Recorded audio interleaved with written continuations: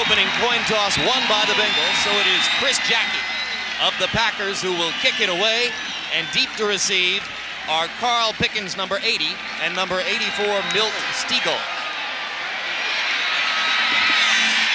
And that will be Eric Ball. Eric Ball retreating from an up position to take the kick and down it in the end zone. And so Cincinnati will start with the football at its own 20-yard line. And a look at Esiason's numbers 1 year ago when he functioned in an entirely different offense, looking to get the ball down the field and go over the top. This year, he calls himself the King of the Dink. King Dink. Throwing 7- and 8-yard completions to his heart's content. Or at least he'll learn to be contented with it. Bengals have employed the running game to great effect early in the season. It is Pickens in motion on first down, and this is Harold Green, who has been the leading rusher for the Bengals and rips off about an 8-yard gain to start things off before being knocked out of bounds. There's the offensive front for the Bengals, anchored by 11-time Pro Bowl tackle, NFL Man of the Year for 1991, Anthony Munoz. And here are the people they protect. Esiason, Harold Green, he'll be spelled by Derek Fenner from time to time. Eric Ball at fullback. McGee, Pickens, and Holman are the receivers. Pickens getting the start today in place of Reggie Rembert, who is out of the game after having wisdom teeth pulled. On second and short, Esiason throws into the flat, complete to Rodney Holman, and Holman is out across the 40 to about the 42-yard line before Cecil made the stop. Hurry-up offense for the Bengals. No huddle after they pick up the first down. They mark the football all the way out across the 45 at the 48-yard line. One of the things that Boomer Esiason continues to do, he is probably the best faking quarterback in the National Football League. There you just saw him fake that running play, come up clean, and hit the Holman for the reception. This time Esiason with the give to Harold Green. Green with a block in front by Eric Ball. Has another 9 yards into Packer territory near the 45 of the Packers before Johnny Holland made the stop for Green Bay. Front seven for the Packer defense. Not a lot of big names there, although Holland and Bennett were both high draft choices at the linebacker positions. In the secondary, Billups, Clark, Butler, and Cecil trying to learn a new system instituted by defensive coordinator Ray Rhodes. Last week, they made Vinny Testaverde look like Sammy Ball. Another first down for the Bengals near the 40-yard line of the Pack. And again, it's Harold Green, third carry early in the game, third big gain, this time across the 30 to the 29-yard line. Leroy Butler making the stop for Green Bay. And talking to defensive coordinator Ray Rhodes of the Green Bay Packers, he said what they wanted to do was to force the Bengals into a passing situation. With the way they're moving the ball right now, they won't have to pass anytime soon because they're just ripping off big chunks of yardage on the ground. Harold Green, 3 carries for 30 yards already in the game. First down from the 29. Esiason in the flat to Green. Cecil had a chance to make the play, got blocked out of the way, and there's a fumble, and Green Bay has picked it up.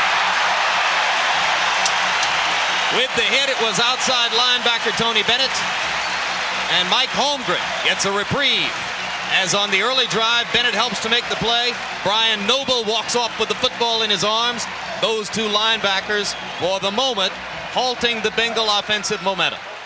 One of the things that the Green Bay Packer coaching staff talked about last week, their inability to make plays.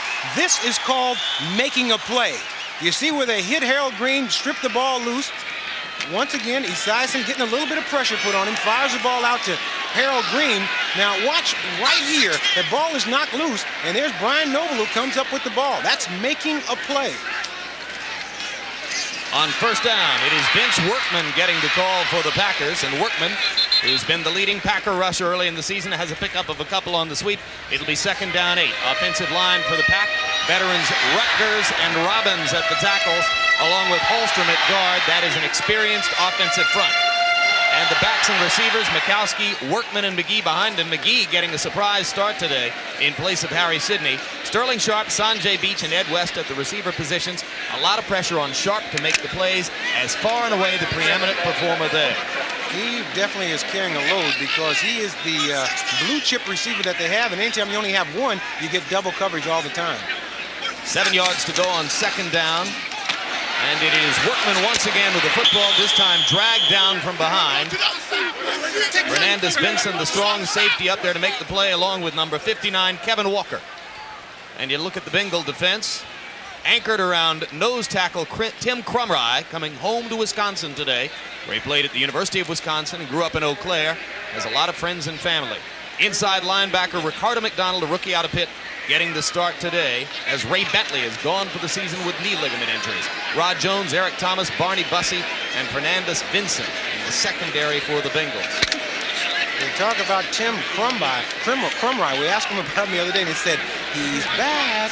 You know, he's been hurt the last couple of years, but they say he's back to his all-pro form, which is bad news for every offense that he goes against. 4 wide receivers. Kittrick Taylor was the man in motion. They throw out of the backfield to Workman. He's going to be knocked out of bounds short of the first down. Rookie linebacker Ricardo McDonald, number 56, was over to help make the play. So Mikowski has 3 and off in his first possession for the Pack. And Paul McJulian, who's been struggling a little bit, making solid contact, comes on to kick it away for Mike Holmgren's team. Paul McJulian, the punter, his nickname, Jim, is Hang Time. Well, if you're going to be a punter, that's the one you want, right? That's right. It is number 80, Carl Pickens, who's deep to receive for the Bengals, and McJulian makes big contact this time. Ball bouncing inside the 10.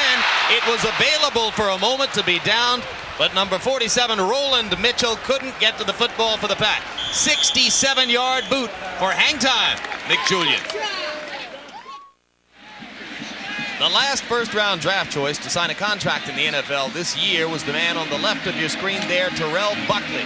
Led the nation in interceptions with 12 picks for the Florida State Seminoles a year ago. Signed on September 11. Just practiced with the team this week. Hopes to play today, Ahmad. He said that the first day out in practice, they threw everything at him. They were running reverses and halfback passes, everything. He said they beat him for a little while, but before practice was over, he got a pick, ran it back for a touchdown. He feels right at home. He wants to play right away. He counts those picks. I said, so you have 11 interceptions as a senior. He said 12. That's right. He corrected you before you even finished. That would be 12, Jim. On first down, the Bengals have a completion to Jim Riggs. Tight end number 87 coming off the line of scrimmage. Take the catch from Boomer Esiason. Tony Bennett makes the stop for Green Bay. It'll be second down, long yardage for the Bengals. If you are a quarterback, young quarterback, Boomer Esiason is the best at hiding that football. He really carries out his fakes, which makes this offense go.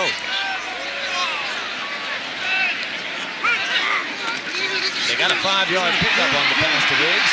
Harold Green trying to get outside again, and this time it is number 50, Johnny Holland, who chased Green toward the sideline and made the stop for Green Bay. The running backs play such a major role in this new offense of the Cincinnati Bengals. That's why I'm sure you're going to see Derek Finner spending quite a bit of time in that backfield, because they have Harold Green has touched that ball 4 or 5 times already in the first part of this football game. And as that goes, you could get that guy worn down, but they keep keeping him fresh by spelling him with Derek Finner. Third down 4, and a chance for the Packer defense to build a little confidence by forcing a punt here. Esiason down the middle, though. Wide open is Tim McGee, number 85. Vinnie Clark was the man there with the coverage, and a flag is down as both teams walk back toward the original line of scrimmage. Looks like it will be a holding call.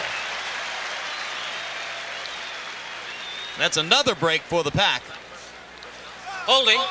Offense, number 63. 10-yard penalty. Repeat the down. Third down. It's a major adjustment for the offensive line. They get into a rhythm when you come out running the ball. They get to fire out every time on the defensive line. Then all of a sudden when you go to passing, it's a different rhythm. If you talk to an offensive lineman, they'd much rather run the ball than pass the ball, because when you run the ball, you're hitting as opposed to getting hit. Now the Bengals will go out of the shotgun spread on third down and long yardage from the 17-yard line.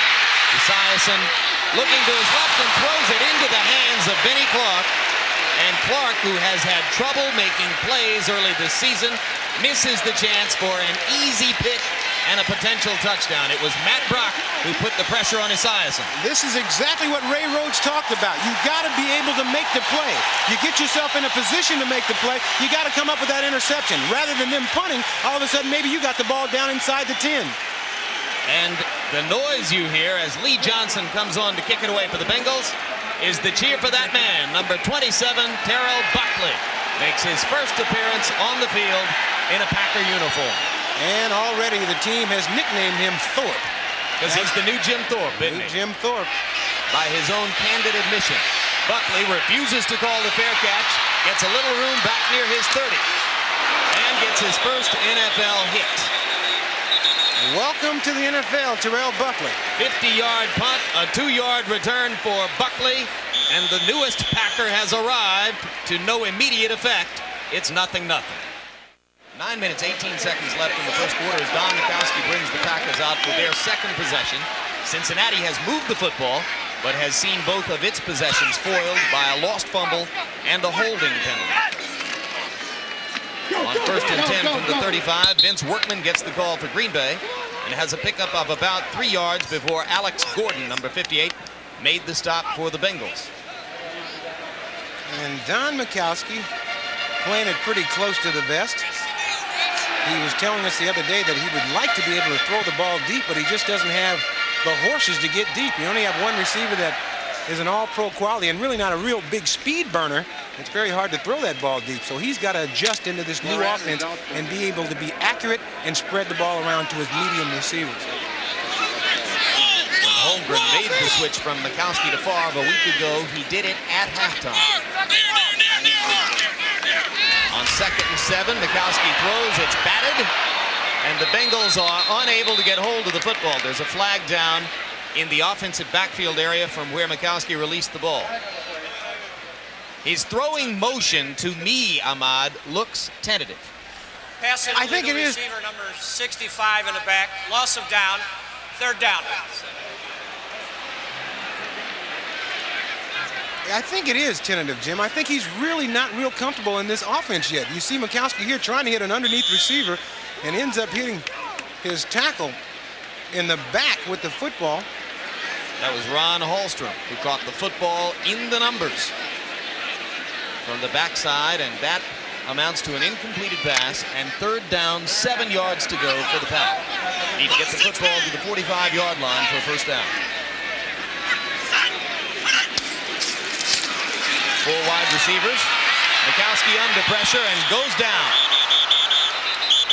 And it is number 69, Tim Crumry, the nose tackle, who is there to lead the charge. And there are fisticuffs.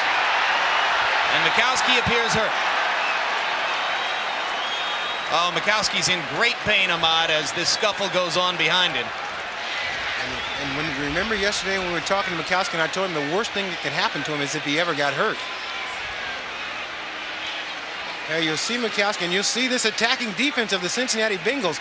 Crumry coming on the inside. Mikowski trying to step up, and there's Crumry right on his ankle. Yeah. It looks like he turned his ankle up underneath Crumry, and that left ankle. Here's another look at it. Watch Mikowski as he sets up and tries to step up into the pocket. You'll see Crumry, number 69, get a hold of that left leg right there, and then come down on that ankle. And then Alonzo Mitz, number 99, falls on top of it as well. So with the weight of 2 men on his left leg, and with the leg being twisted into an awkward position, Mikowski got hurt. There is another man. Watch, right there's Crumry coming down right on that ankle. And I'm certain that that's either a bad sprain or Mikowski now being carried off the field. I think that might be it for him today. And in comes Brett Favre. Brett Favre will be the next quarterback. Well, they're going to make do without a stretcher for the moment for Mikowski. Obviously, he'll go directly to the locker room for x-rays. And Paul McJulian comes on to kick the football away for Green Bay as they reach 4th down. So Favre will now have a chance to confer on the telephones with offensive coaches upstairs and try to develop a concept as he waits for his turn to move the football. Well, Favre told us that he got a little bit of playing time last week, and it was catchy. He said, once I played a little bit, now I want to play a lot. So he will have his opportunity because of Mikowski with that injured ankle. Will it ever be 1989 again for the Magic Man, Don Mikowski? Does not appear likely for the moment. McJulian's first punt, 67 yards, was the longest of his 2-year NFL career. This one is shorter. Pickens takes it at the 30. Tries to get outside, but stumbles and goes down at the 33-yard line. Number 91, Brian Noble, downfield to lead the coverage. just a few days after he had been rumored headed to Los Angeles for Marcus Allen. It didn't happen. Here is a look at Don Mikowski as he injured his left ankle. You see Tim Crumrine, number 69, coming down on the ankle right there, dragging the ankle up underneath him and just twist it.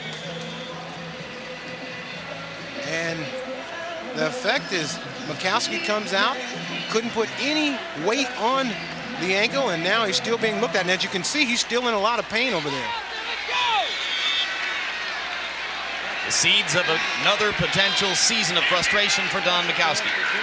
Hadn't been the same since '89 when he went to the Pro Bowl and was second in the voting for most valuable player in the league behind Joe Montana. Now on first down, the Bengals. Harold Green with the football, and Green has a couple. Out to the 35-yard line. It'll be second down 8. The Bengals to this point in the game, 62 yards of total offense. Only 4 yards thus far for the Packers. On second and 8 with no huddle. Esiason brings them up. Big boy out there, let's go! Tight end, tight end, tight end! Boomer looks deep, throws underneath. It's batted and picked off. Johnny Holland, number 50, leaping into the air to make the grab for the Packers. The Bengals are pointing their way, insisting that Holland fumbled the ball back to them, but officials are going to rule it dead prior to the fumble and give Green Bay the football at the 45-yard line. It was Matt Brock, number 62, who batted the pass into the air, and Johnny Holland, number 50, who picked it off. The Packers, listening to their coach Ray Rose, realizing in order to stay in business in the NFL, you have got to make plays. Here you'll see Esiason drop back the pass. He's got a lot of time. And he's trying to get the ball to Holman coming across the middle. The ball is tipped, bounced up in the air, caught by Holland, and on the way down, it appeared that he fumbled the ball, but the official was right there on top of the play. Once again, Esiason trying to go deep. The ball is batted up in the air. Holland picks it off, and it's first down Green Bay. And here's second-year quarterback Brett Favre out of Southern Mississippi by way of the Atlanta Falcons. He cost the Packers a first-round draft choice. They are hopeful he can succeed in the NFL. Favre completes in the flat to Sterling Sharp, and Sharp, with his first catch of the game, is knocked out by Eric Thomas after a gain of about 7 or 8 yards. And this crowd coming alive when all of a sudden Favre comes in and hits his first reception to that man right there. Who with that Sterling catch Sharp has now caught a pass in 58 consecutive games, tying James Lofton, the all-time Packer record for catches in consecutive games. I think the record he'd like to tie is longevity in the league of James Lofton, who's been playing for what, 25 years? Yeah, that's right. Ever since you and I were small children. I think 15 years. Workman on second down is close to first down yardage at the 35-yard line.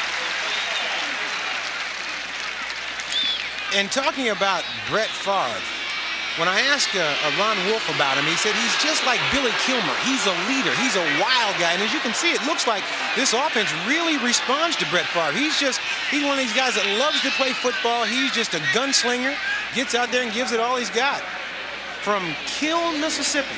He said there's an N on the end of the Kill, but you don't pronounce it. You just say Kiln. I guess I that's always called it quarterback personality. Mikowski has it too. So does Boomer Esiason. It's a kind of forgivable self-centeredness that gives you a chance to root for the guy while still respecting his command and presence. Yeah, the only place in society, I guess, that works is on a football field. Yeah, or maybe broadcasting. Yeah. That's right. The guy who stands in the center of the arena and says, "Look at me." That's right. Mike Holmgren doesn't want all that many people looking at him until they win a football game. Double tight end, 2 fullbacks behind Favre on third down now and inches. Harry Sidney and Buford McGee both in the football game at the setbacks. They are the 2 power backs on the roster for Green Bay. And Favre with a quarterback sneak. Looking to pick up the easy first down yardage, and I think he got it across the 35 to first down territory. And talking about Favre, we were talking to Holmgren yesterday, and he said This guy is so brassy. He throws the worst interception that he's ever seen. And usually when a quarterback does that, he goes off the field way away from the coach.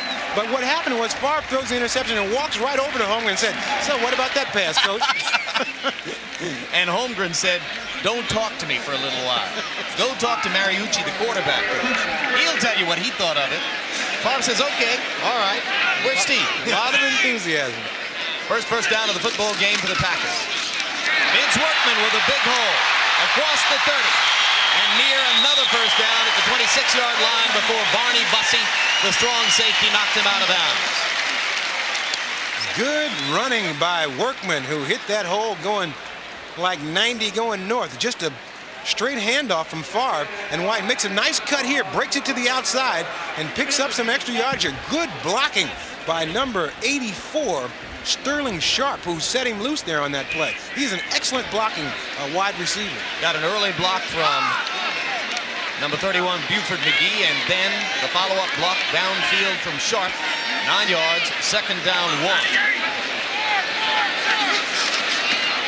Favre gives to Workman again, and he's got a first down across the 20 to about the 19-yard line. Again, the ball trickled loose, but again, it was after the play had been blown dead. Tim Krumrie making the tackle for the Bengals. Mikowski now icing that ankle down. I don't think we're going to see him again. The word we get up here is he's got a badly sprained ankle, and you can see he's in a lot of pain there, probably emotionally as well as physically, because he really wanted to play in this game to show what he could actually do. And I'm sure that, you know, he's had 2 or 3 years of nothing but injury, just a lot of bad luck. He was spitting nails yesterday, still 6 days later, about having been yanked in the Tampa Bay game at halftime. Really wanted to prove something today, won't get the chance. First and 10, 7th carry of the game now for Workman of Green Bay. He had 6 carries for 24 yards. Now make it 7 carries for 27 yards, and it'll be second down 7 for the Packers. The easiest thing to do for an offensive line in terms of learning is just to fire out and run the ball. I think where they get confused, and especially with an attacking defense like that, if you set back and pass, you have so many different combinations of linemen and linebackers coming at you that it takes too much mental energy to pick it all up. So what you do is you just line up and just keep firing out, and sort of nullifies the defense. And that's what the Packers have done in this drive. 4 wide receivers in the game for the Pack on second down 7. But they give the ball to the lone setback. Workman fumbles the football. And number 87 of Cincinnati, who tried to pick it up and run with it, is Daniel Stubbs, 67, who tried to pick it up and run with it and wound up giving it back to Green Bay. Textbook illustration of why you don't want to try to pick the fumble up and run with it if you have any doubt whatsoever. Once again, here's Workman, who has been the Workman in this load. Watch Krumrie. He just gets that arm around there, knocks that ball loose. There you go. That's just what you're talking about. Stubbs trying to just pick that ball up and trying to run with it when he should have just fallen on it. But this is what happened to Green Bay last week. They gave away a couple of touchdowns by putting the ball on the ground. It was a loss of 8. It'll be third down now and 15 yards to go. Ball is at the 25. They need to get it to the 10 for a first down. Triple wide. Favre fakes the draw and gives to Vince Workman. And Workman gets outside of one tackler and gets to within 4 yards of the first down. Sterling Sharp again with the downfield block. Rookie Darrell Williams in the game at free safety for the Bengals made the stop. Excellent move by Workman to get away from being dropped for a loss with that little spin move and then taken off down the sideline, which gets him in position to try to kick a field goal. That's the second great run block downfield by Sterling Sharp. What an all-around football player he is. He really is. He does it all well. He's a great receiver, great. He can run well after the catch. He blocks. He stays involved in the offense. That keeps everybody else involved in the offense. Fourth-year kicker Chris Jackie out of Texas El Paso is perfect on the early season. 3 of 3. This one will be from 32 yards. And it is wide left. So it won't be a perfect season for Chris Jackie. And the Packers treated to opportunity by the generous Bengal offense. After 2 Cincinnati turnovers, it's still 0-0. Back live in Green Bay, 2:21 to go in the first quarter, the missed kick. You see, Jackie, I was down on the field earlier. There are swirling winds down there. He said sometimes that does bother you, but as you look at this kick, it just looked like he just shanked this one. Yeah, he just flat out missed it. Nothing to do with the wind. Bad kick on Jackie's part. He'll have some of them. They all do. First down from the 20 for the Bengals. And wide open in the flat is Eric Ball, the fullback. Flag down as Ball makes it all the way across the 40 to the 44-yard line before Vinnie Clark made the stop for Green Bay. It's going to be a hold against the Bengals. This is the worst penalty in football for an offensive team. I mean, it just sets you, you're out of business. You have a great play like that one. Holding. Offense, number 64, 10-yard penalty. Repeat the down. First down. You have a great play like that last one. Everybody gets all excited. You're running down the field, and all of a sudden you find that yellow flag, and you got to start over, and it's 1st and 20 as opposed to 1st and 10 way up the field. 2 holding penalties now for the Bengals. And we'll see if they can get out from under this one. And no, Johnny Holland has his second pick of the game as Boomer Esiason waits, looks for Holland, picks him out, and hits him in the hands. That ball was thrown right at Holland. I don't know if there was a miscommunication in the receiver, maybe supposed to come back, but I tell you what, all he had to do was put his hands up for that one. Well, the intended receiver was Carl Pickens, and it's almost as though Boomer waited for Holland to get into the flow. There you see Boomer firing the ball out, and Pickens, not the receiver, instead is Holland. And all of a sudden, Green Bay with a couple of huge plays to keep themselves knocking at the door here. Johnny Holland says, I want to play against Boomer all year. I can lead this league in interceptions. I know it. He's got 2 in the first quarter. And now Brett Favre with another opportunity on first down from the 23-yard line. Looking for Sterling Sharp, and that's almost an interception right there. It looked like Eric Thomas was holding Sterling Sharp because there was a little bit, they had some, here you see Sterling Sharp, just a little bit of a, it's a fade pattern. Watch him try to get away. There's Thomas. And you see that, that looks to me like holding. Yeah, that's one extra grab. The first one's legal. First one's legal. It's a nice bump right in front of him, but once Sterling gets behind him, you can't grab the receiver, and that's what happened. Thomas just reached out and grabbed him. Smart play by Thomas because he avoided the touchdown and got away with it. Got away with it. That's a good play by Thomas. Second down 10 for the Packers. Sharp in motion back toward the ball. Favre looks in the flat and throws it off the hands of Harry Sidney, number 42. Wise move by Harry Sidney letting that ball go, because if he'd have caught it, he had about 5 Cincinnati Bengals right in front of him, and I don't think he dances well enough to get by those boys. He'd have been taking his football life in his hands. That's right.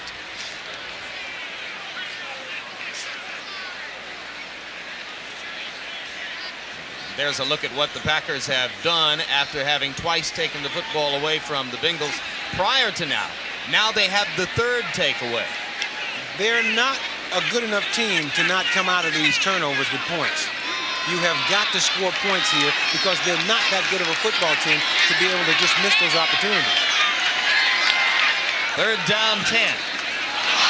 Favre fumbles the football on the snap, and the Bengals have it back, and it's going to be another missed opportunity for Green Bay. Officials haven't ruled yet, but the Bengals are running off the field, and indeed it is their football. And of course, anytime, as you look at Mike Holmgren talking to the men upstairs, he knows that anytime you substitute a quarterback, you're going to see this every once in a while. You got to realize that Brett Favre has been taking snaps from the 2nd-string center. This is the first time or the second time in game situation that he's really got a chance to try to get some continuity going with the center. Therefore, you have a problem right on the snap. I'm sure that they'll take care of that, but that's something that's going to happen because he just hasn't had a chance to take enough snaps from the 1st-string center. And there's the man who recovered the football, Wisconsin's own Tim Crumrye. Now he has forced 2 fumbles, knocked Mikowski out of the game with the tackle that apparently has damaged Mikowski's ankle, and is generally having one of his career games. He's back. Tim Crumrye. Well, that injury he suffered in the Super Bowl a few years ago was a beast. Oh, it really was. And for him to come back from that injury is just, something in itself. Everybody thought that he was through. Even when I saw him play a year ago, I figured he was done. I figured wrong. Ahmad, is he storing something in his trousers there? Rosin or something, so he can hold on to the ball, right? First down. He certainly had his hand on the ball enough times. First down from the 21-yard line, and the so far fortunate Bengals get Harold Green some running room again. First down yardage for Green across the 30. Leroy Butler made the stop. This is the first time I've had a chance to see Harold Green. I've heard so much about him, but he is the real deal. He is a guy that has that breakaway capabilities. They had Ickey Woods last year who really couldn't break the long one. If you watch Harold Green, much better in the wide open field and always a scoring threat. 6 carries for 48 yards already in the ball game for Harold Green. It's been a long first quarter. A lot of possessions for both teams. We had a quarter last week in which each team had the ball once. Houston and Indianapolis, right? What a difference a week makes. First and 10, ball all the way out at the 40 after the 17-yard pickup for Harold Green.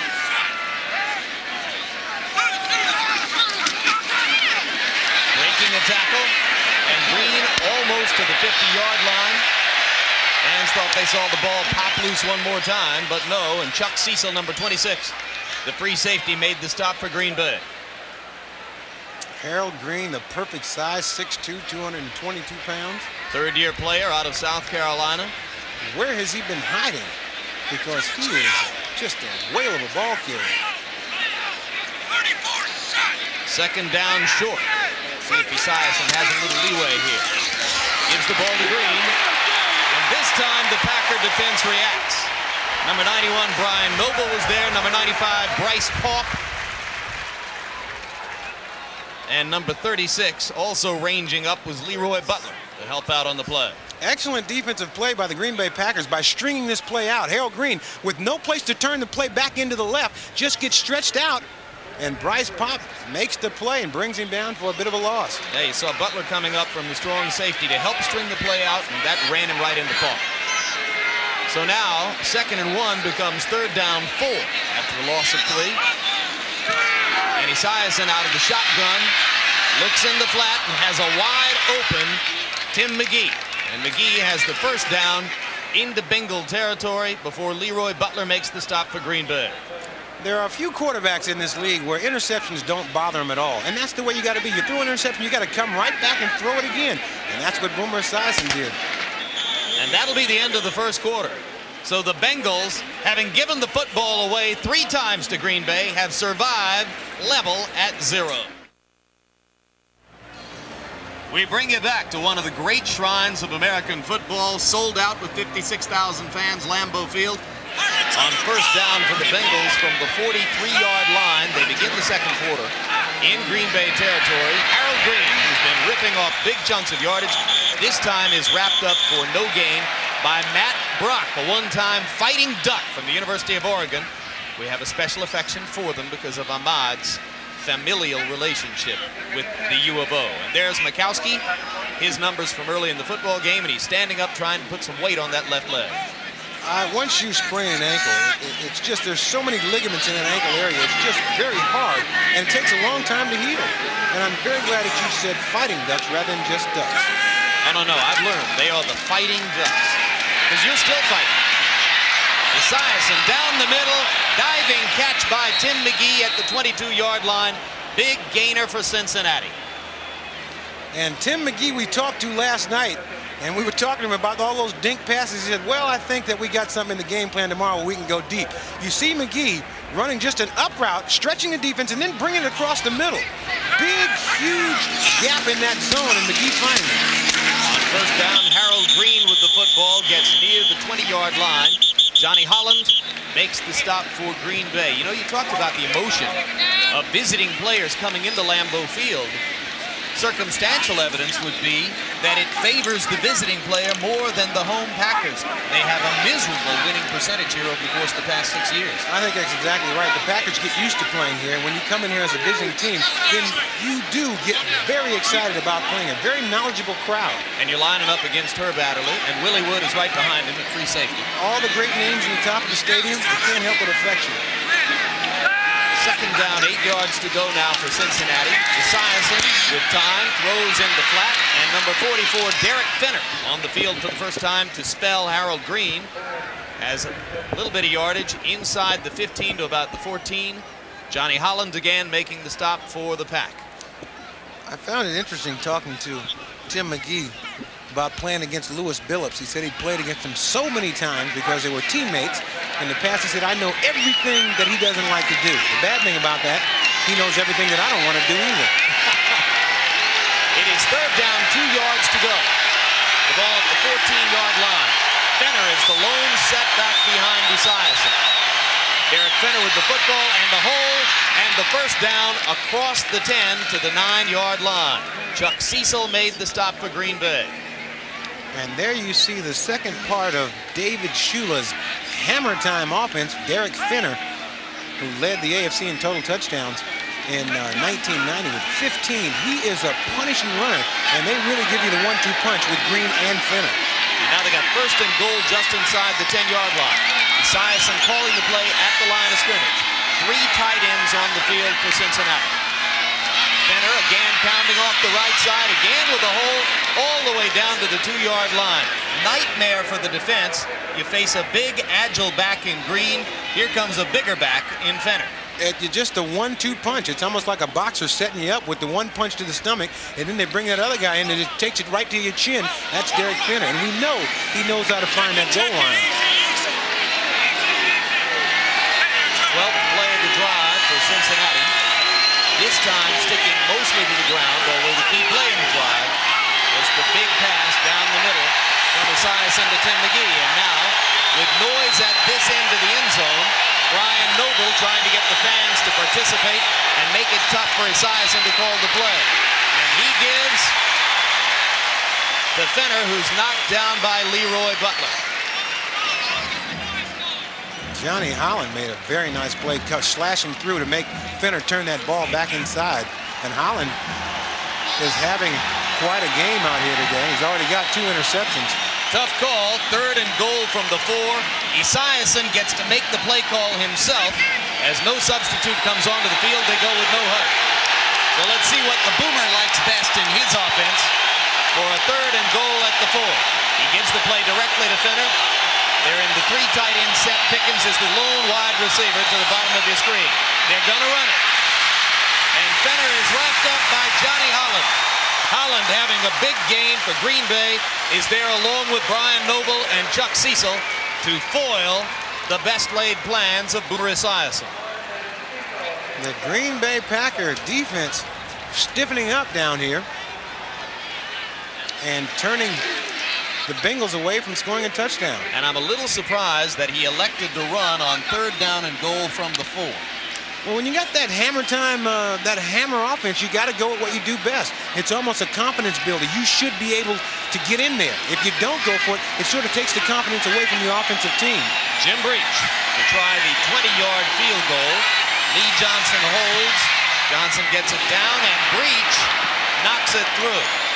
So at the same end where Chris Jackie missed wide to the left, Breach didn't appear to make all that perfect contact with the football, but got it through there. The Bengals lead 3-0. Lee Johnson puts the football on the tee and prepares to kick it off for the Cincinnati Bengals. The Bengals, having taken advantage of a Brett Favre fumble on a snap exchange, drive the field and put the points on the board for a 3-0 lead. Cincinnati having already given the football away twice on interceptions and once on a fumble, nevertheless gets on the board first.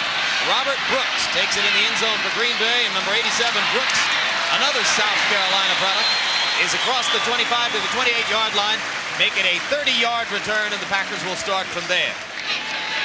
And there are the numbers on Brett Favre, who has taken over at quarterback after Don Mikowski was injured, apparently a left ankle injury in the first quarter. Sharp goes in, Favre throws out. It's another incompletion. But if you want to know how much interest they have in Sterling Sharp, there were 3 defenders around Sharp that time. 3. Someone else must have been open. He had the safety, the cornerback, and a linebacker making sure that he didn't make that reception. Bengal defensive coordinator Ron Lynn says, let's examine Sharp's elegant pass routes from up close. That's right. If he can get open on these 3 guys, then he can have it. Second down 10. The Favre and the Packers, ball 28-yard line. They give to Workman, and it's a little tougher to run on second and 10, and Workman has only a couple out to about the 30 before Kevin Walker made the stop from the inside linebacker position for Cincinnati. Great play by Kevin Walker that last time. He held off a block and then came in and made the play. And at third down 8, the Bengals bring their dime defense onto the field. 6 defensive backs. One of the things Holmgren doesn't want his team to do is to get down at this point. Even though they're down only 3 points, he wants to keep them in the game, keep their enthusiasm going, and just keep chipping away, trying to get some points on the board. Packers are 1 of 5 on third downs. Favre throws in the flat, complete to Workman, and Workman has first down yardage across the 40 to the 42-yard line. Rod Jones, a slightly undersized cornerback from SMU and Tampa Bay, knocks Workman out of bounds. And Favre using these confidence builder type passes where he finds his running back, just a little short throw and a long run. Those are the kind of things that keep that offense going. And you see Workman punishing that defender at the end of that. It's like, he won't even look at me. Right, he won't come running up that fast the next time. I'm not the world's biggest running back, Rod, but I can intimidate you. That's right. That's a bell ringing in his helmet. Rod Jones weighs about 175. On first down 10 from the 42-yard line, it's Workman again. And Workman rapidly approaching double figures in carries. In fact, he's up there at 11 carries for 39 yards. Has only a short gain. Kevin Walker again with the stop. I think one of the things they got to worry about is overworking Workman, because as soon as that happens, then the ball starts flying out. And it's inevitable. See, they're giving Workman a break now by bringing him out, because as soon as their ball carrier gets tired, the first thing that happens is you end up having a fumble, because you just can't, you just can't keep it up. He has touched the football on 13 of 16 Green Bay offensive plays. And the man in the replacement, number 34, rookie Edgar Bennett. Favre's pass is off the hands of number 82, Sanjay Beach, with Eric Thomas defending for the Bengals. Eric Thomas is right on that play. Just a quick slant pattern. You see Sanjay Beach trying to get inside, and the ball just gets by him. Those are the kind of balls that you're not going to get wide open on a little slant pattern like that. There's only going to be one little single thread of a chance to make that catch, and you got to come up with the catch. Third and 8. Favre throws into a crowd. Flags go down at the line of scrimmage. Ricardo McDonald, number 56, was the man who was back there to pressure Favre. And Favre took a very nice shot. 75, loss of down, 4th down. Ken Rutgers of Southern Cal was the man who was there nearest the football, so he's an ineligible receiver. And that's a loss of down penalty, and the Packers will kick it away. We apologize for the brief loss of video.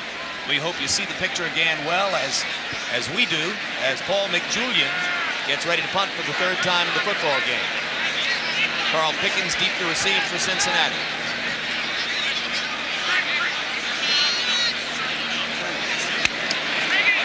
McJulian gets it away, a high hanging boot, and Pickens takes it at the 6-yard line and makes a move. Gets outside to the 15. Now coming back across the field, there's a lot of room on this side. This could be a spectacular return. There are no flags on the field.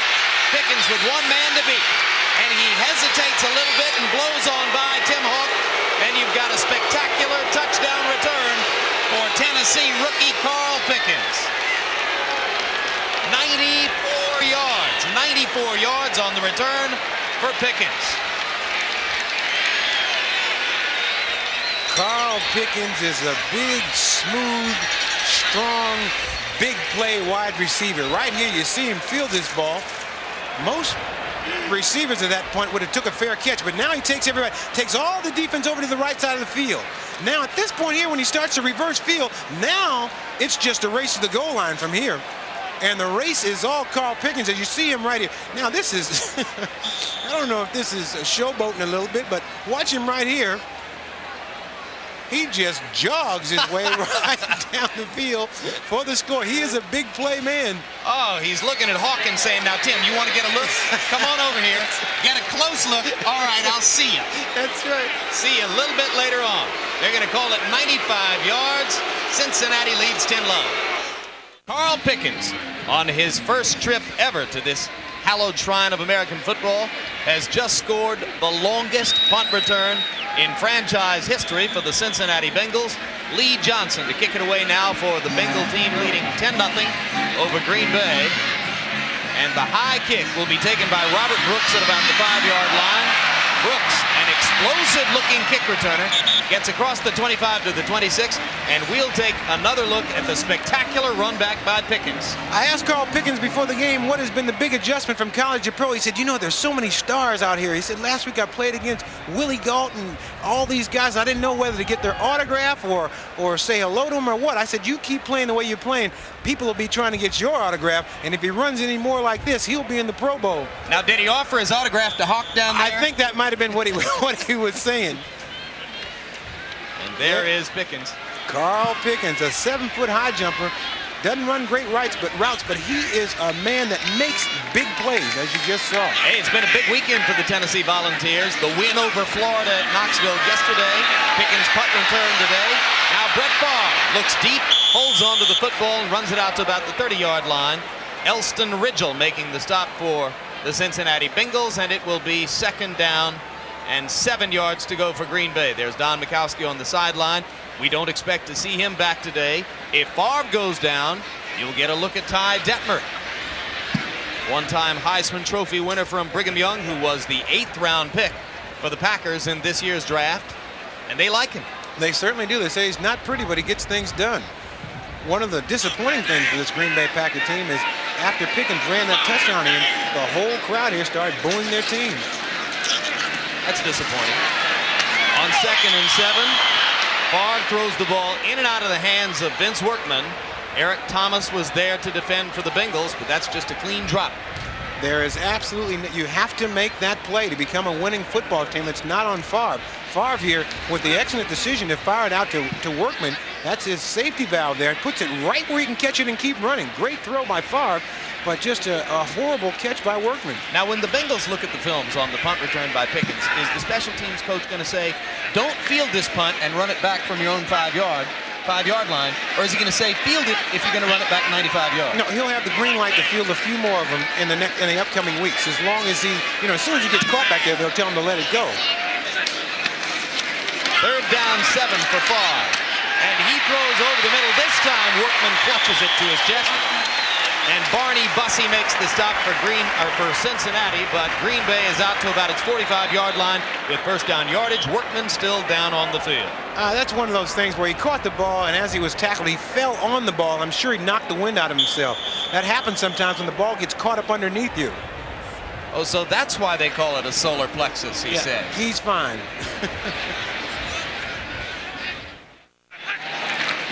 Bengals showing blitz on 1st down. Favre comes with the running play. Edgar Bennett, the rookie out of Florida State, is met and dropped at the line of scrimmage. And Favre has to keep the Cincinnati defense offset a little bit by using these running plays, because if he doesn't, if he tries to just pass exclusively, he hasn't played enough. They will blitz him to death. So the situation is, the way he keeps people up, and you got to keep running the ball a little bit, chipping away, and then use play action passes. 2nd down 10 for the Packers. Favre's numbers on the day. Cincinnati using backup defensive linemen. And relatively young linemen Elston Ridgel and Mike Fryer made the stop together on the last play. Packers with double wide to the top of the screen. Favre throwing over the top. Sterling Sharp wide open. Flags down as the ball just eludes Sharp at the Bengal 30-yard line. You work all week to try to get that single matchup, and that's when you got to make the play happen. You may not get that single matchup again the rest of this game, but there always comes a time when you're going to get that single coverage, and you got to make that play. Well, the Bengals holding on defense, and that'll give Green Bay a little bit of yardage, but Holding. Defense, number 22, 5-yard penalty, first down. Favre says he missed Sharp on 2 sure touchdowns last week against Tampa Bay. Promised that he wouldn't let it happen again. He just let it happen. Here you just see Sterling working inside, running just a little post corner route. He's wide open, easy throw, should be. And it just appeared that Favre put a little bit too much on the ball. Sterling not able to come up with the catch. That's where Sterling goes back to the huddle and says, Brent, I'm 6'1". And Brent says, I thought you had great leaping ability. On first down, Favre throws in the flat to Sterling Sharp. Sharp breaks one tackle and gets a few yards down the sideline before he's knocked out of bounds. Daniel Stubbs was the man who was in putting pressure on Favre. And he put a nice little knock on Favre at the end of that pass play. Not a lot of time at all. You watch 67, Daniel Stubbs just coming straight away, nobody blocking him, and gets a nice little necktie tackle on Favre. He's learning about this NFL. And he said he needed to. He needed to play a lot just to get the feeling. That feeling there couldn't have been too good. That's right. Stubbs says, Brett, I weigh 264. You like it? You felt about 255 of it. Second down and 8 yards to go after the 2-yard pickup on the completion to Sharp. Favre throwing on rhythm, and it's batted down at the line of scrimmage as Mike Fryer, number 97, the rookie out of Appalachian State, knocks it down for Cincinnati. So it'll be 3rd down and 8 for Brett Favre and the Packers. A lot of attempts going to Sterling Sharp, but I guess if you're a young quarterback, you read the paper, you know who made the Pro Bowl, and I guess if you got somebody you want to lean on, that's the guy you want to go to, Sharp. But I think that the key would be is to throw the ball around somewhere else and then come back to Sterling Sharp, because right now everybody is covering Sharp, everybody's watching him, including us. Packers are 3 out of 7 on 3rd down situations. Favre has converted the last 2. Screen pass. Edgar Bennett with the football. And Bennett is close to the first down near the Bengal 40-yard line, maybe a yard short, as another rookie, Ricardo McDonald, made the stop for the Bengals. And the crowd immediately gets into the go chorus. So they don't want to see any punting out of Mike Holmgren's Green Bay attack. And I think Mike Holmgren's got to go for this. They're in a rebuilding process. What do they got to lose? You got to try to establish some confidence in your offense, and you got that little short thing to go. You get that first down, then everybody gets excited, and you think you get the next first down, and the next one, the next thing you know, you get in for a score. So I think this is a great call by Holmgren. Not a great call, but a good call to go ahead and go for the first down. Packers face a 4.5 yard at the Bengal 40-yard line, triple tight ends. And second-year quarterback Brett Favre in the game, replacing the injured Don Mikowski, gives to Edgar Bennett. And the rookie out of Florida State, with only 6 carries for 22 yards in the NFL coming into today's game, has the first down yardage across the 40 before Daniel Stubbs makes the tackle for the Bengals. And you hear this crowd come alive because the Green Bay offense doing something positive, and that's one of those. That's just one of those confidence builders for your offensive line. You got to be able to make a half a yard. You know what would be absolutely huge, Ahmad, would be a Brett Favre touchdown pass before halftime. That would give him new mental life going into the locker room. A Brett Favre touchdown pass anytime today would be would be nice. Brett Favre with a weak fake is snowed under by a Cincinnati pass rush that thought absolutely nothing of the play fake. James Francis in on the blitz along with Daniel Stubbs and a lot of white jerseys. You're out of business when you have one good play and one bad one. It just doesn't even out. Here you see Favre. This looks like a total.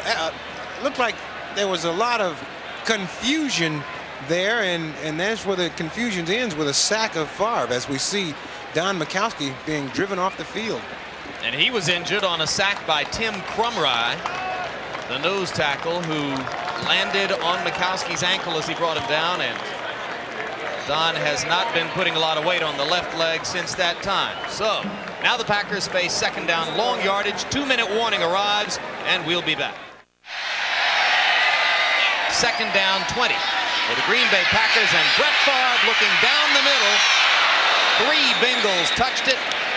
It eluded the hands of Vince Workman, the intended receiver, out of the setback position. Fernandez Vinson touched it. Kevin Walker touched it. There was one other player, I believe it was probably Barney Bussin, who got a finger on the football. Third down now. And 19 yards to go. Sterling Sharp out of the backfield, and this will be a 4-yard reception for Sharp. Clock continues to run. Crowd begins to boo. Leonard Wheeler in the game as the nickelback makes the stop along with Ricardo McDonald.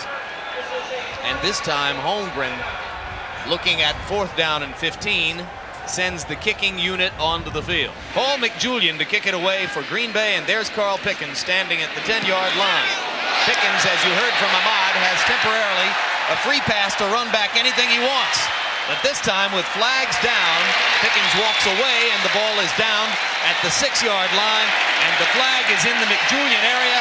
I think he got a roughing the kicker penalty that will give the Personal Packers foul, an offensive reprieve. roughing the kicker. Defense, number 94, 15-yard penalty, first down. Number 91, Brian Noble, had downed the football for the Packers. Now he goes back to the bench, as does the rest of the Packer defense.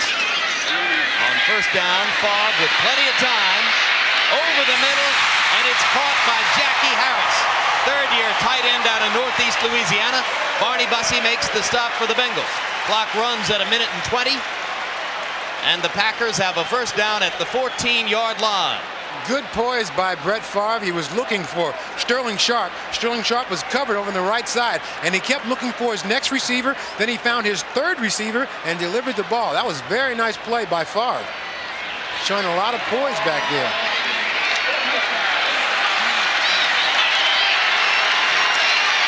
Favre is a sturdy type at 220 pounds. He'll stand in against the rush. Throwing hard down the middle to Sterling Sharp, and Sharp didn't have a shot at the football, and Favre berates himself again. Rod Jones was the man on the coverage for the Bengals.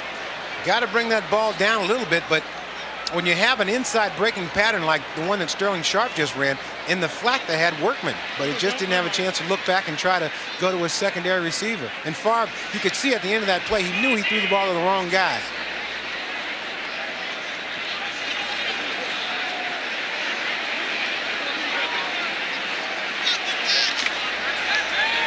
Clock stopped at 49. Second down 10. They need to get the ball to the 4-yard line for a first down. Packers with 2 timeouts remaining. Favre this time takes a pounding. Lamar Rogers, number 79, defensive end in the football game.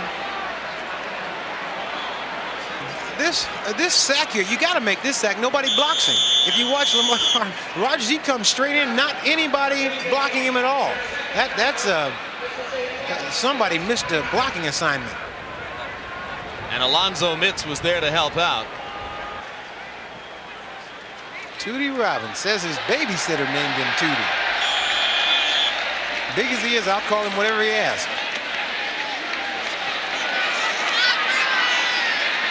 Brett Favre, 62 yards in the air so far on 7 of 16. And on third down 16, Favre looks to call timeout, then gets back under center. Oh, they're in trouble here. And Favre hits a photographer in the back of the end zone, and now the boos shower down on what appears for the moment to be a disorganized Packer attack. They came up to the line of scrimmage in the wrong formation, and Mike Holmgren signaled the timeout, and then Favre appeared to signal a timeout, and then they went on and ran the play. If you watch Favre here, he's looking over the defense. Now he's looking over at Holmgren. Holmgren's signaling timeout. He signals timeout, and then goes back up underneath the center. I'm sure that part of the play is not in the playbook. Now, what's the overall picture? Do you think referee Dick Hantak told him it was too late to get the timeout? How do you? When is it too late? I don't know. Yeah, I don't understand that. He made a clear signal. Why couldn't he get a timeout? Ball's at the 28-yard line. Jackie tries the 38-yarder and nails it. Another low trajectory kick. Didn't look like he made perfect contact, but he got that one through. and it gets the Packers on the board. And I'm still wondering why they couldn't get the timeout. 36 seconds left before halftime, and Green Bay takes advantage of the roughing the kicker penalty that preserved the drive and gets points on the board. Here you see Favre. He never even put his hand under the center. Now he's calling timeout. And then he's back up underneath this. Okay. So we've got a clearing on that. The same team cannot call 2 consecutive timeouts. That's right. They had a timeout prior to that play, and now he was looking for a second one. Illegal procedure. Free kick out of bounds. The ball is to be placed. Mike Holmgren has got to be going First through down, Cincinnati. a whale of a scene. Here's a guy that in so many years past, every game he went into, he knew that they were going to win the football game when he was at San Francisco. Now, all of a sudden, everything changed. He's the head coach here now. There's got to be some frustration as he looks at his team thinking, well, I don't know if we can really win the football game. All we want to be is competitive. I think that's very tough on a guy who has been a winner for so long in his career. But he was an offensive coordinator for 3 years at San Francisco, and prior to that, a quarterback coach. And those are very specific duties, not like being a head coach. Not at all. First down 10, Harold Green bursts out of the Cincinnati backfield and gets across the 45 to the 46. A lot of people outside of football, Ahmad, probably underestimate that transition from assistant coach to head coach. First down for the Bengals after the 10-yard run by Harold Green. And number 42 with the football was Eric Ball. The clock runs, as David Shula says, this'll do. This is quite enough for us. David Shula's done a great job with the morale of the Cincinnati Bengal team. A lot of people said a lot of things about him being too young and not enough experience, but he's shown that he has got this whole Bengal team fired up and ready to play. A 3-13 football team a year ago, 2-0 in early season, leading the Packers 10-3 at halftime after a curious and eventful first half at Lambeau Field, highlighted by the 95-yard touchdown punt return by Bengal rookie Carl Pickens. And we bring you back to Lambeau Field in Green Bay. Jim Lampley with Ahmad Rashad as Lee Johnson gets ready to deliver the second half kickoff for the Cincinnati Bengals, leading 10-3 over the Packers. Robert Brooks drops the football and is persuaded to down it. Packers have sputtered somewhat on offense both before and after the injury to Don Mikowski, the starting quarterback, which introduced into the game that man, number 4, Brett Favre, second-year quarterback out of Southern Mississippi, picked up by the Packers from the Atlanta Falcons for a future first-round draft choice. Said after last week's little bit of action that he wanted more, and that's what he's getting here in this game. On first down from the 20, the man with the football is number 31, Buford McGee. And McGee, who got the start today in place of Harry Sidney, has a pickup of 4. It'll be 2nd and 6.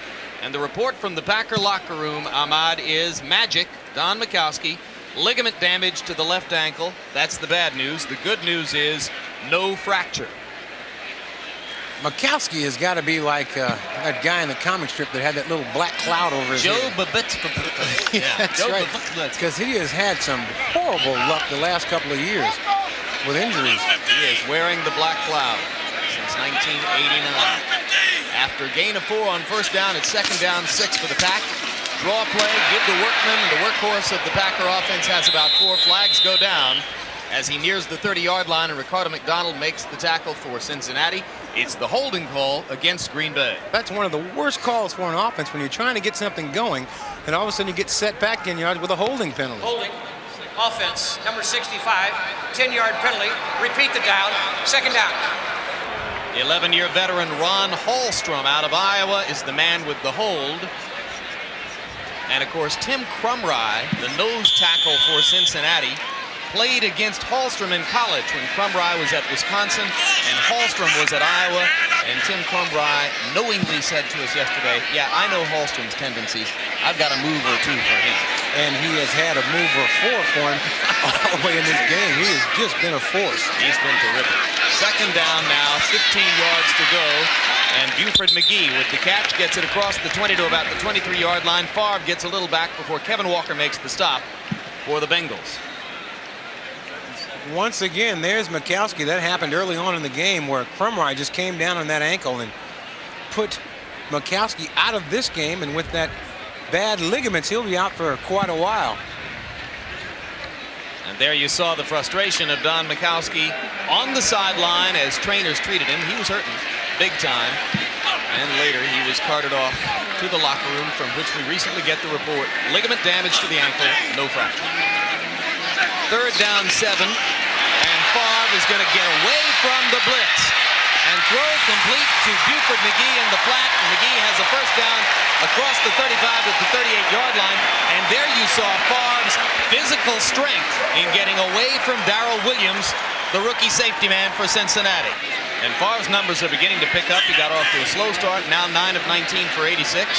And he's improvised a couple of plays that make him look like the kind of survivor the Packers might need to get through these next several games. Vince Workman getting the call again from the tailback spot. Pickup of about 3. James Francis made the stop for the Bengals. As you watch this Green Bay Packer offense work, you have to think back of Holmgren and all the offensive weapons that he had when he was at San Francisco.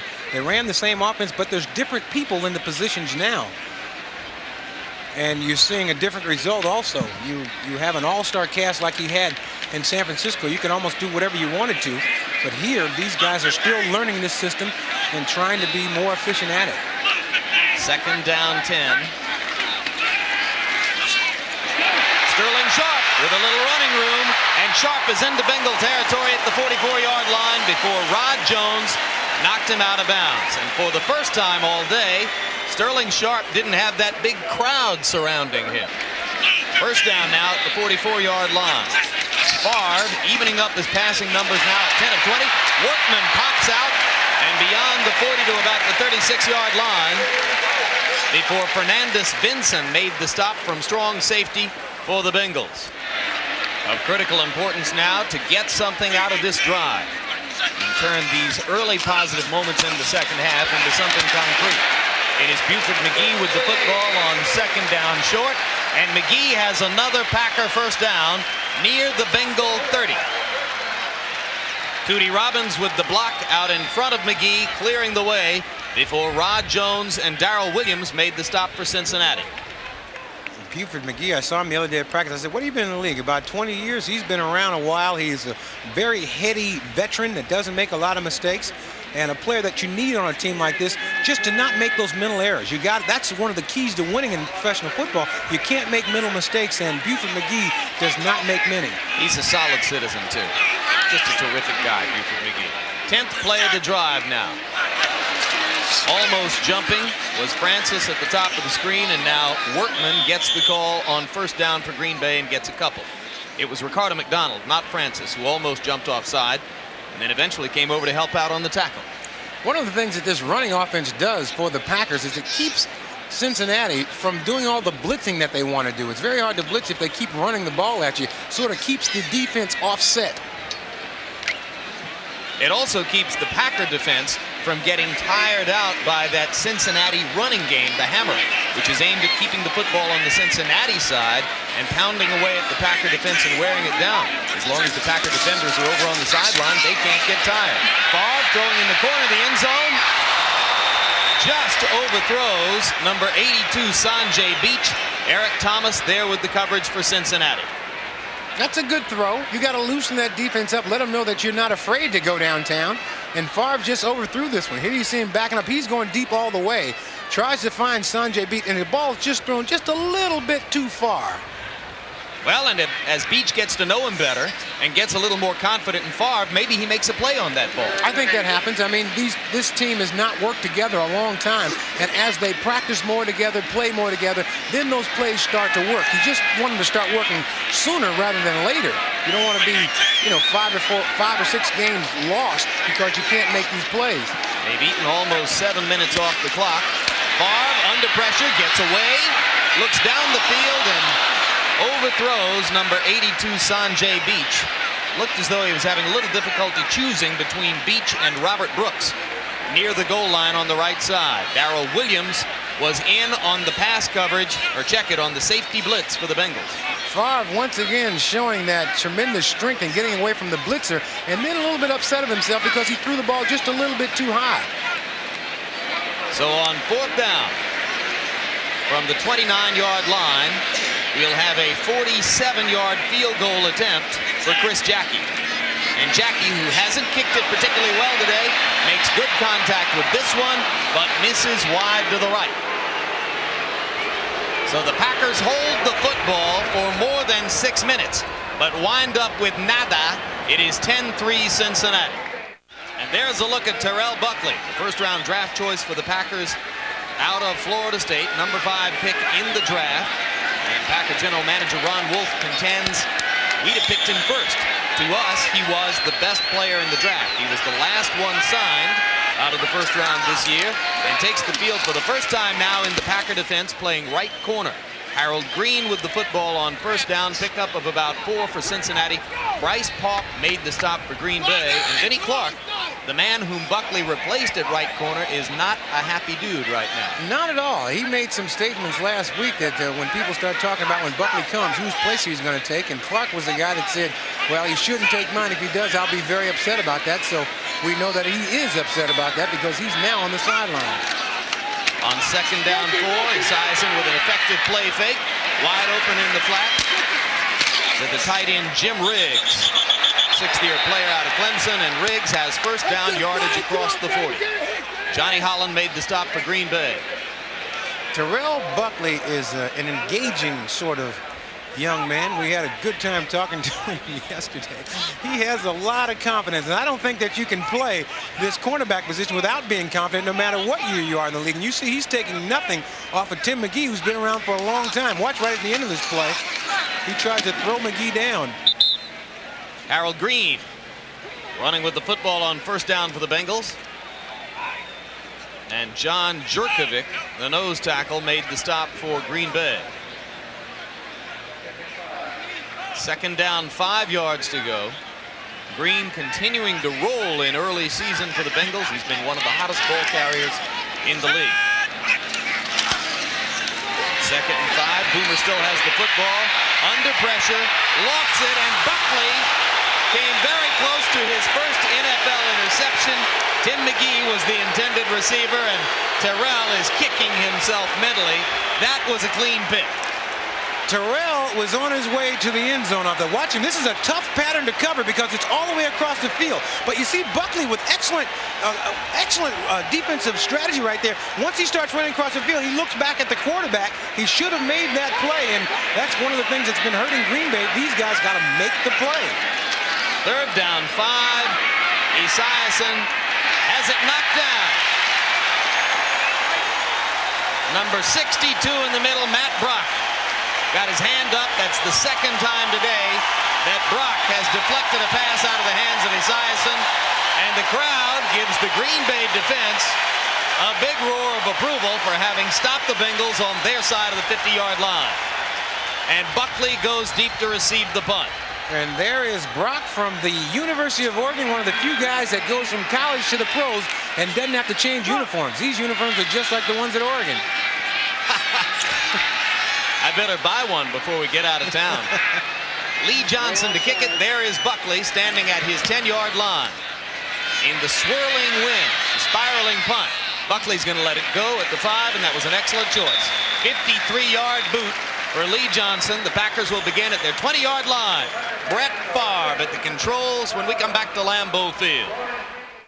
As we bring you back to Lambeau Field in Green Bay, 6:59 to go in the 3rd quarter. 10-3 Bengals leading. Brett Favre on first down throws behind the intended receiver Robert Brooks. It'll be 2nd down 10. We look at the comparative numbers between Boomer Esiason of the Bengals on the left and Favre of Green Bay on the right. And as you look at these comparisons, both these quarterbacks have been doing a very fine job in the middle of the field. They haven't been able to come up with a drive that gets them into the end zone. And the 2 Esiason interceptions, both to Johnny Holland.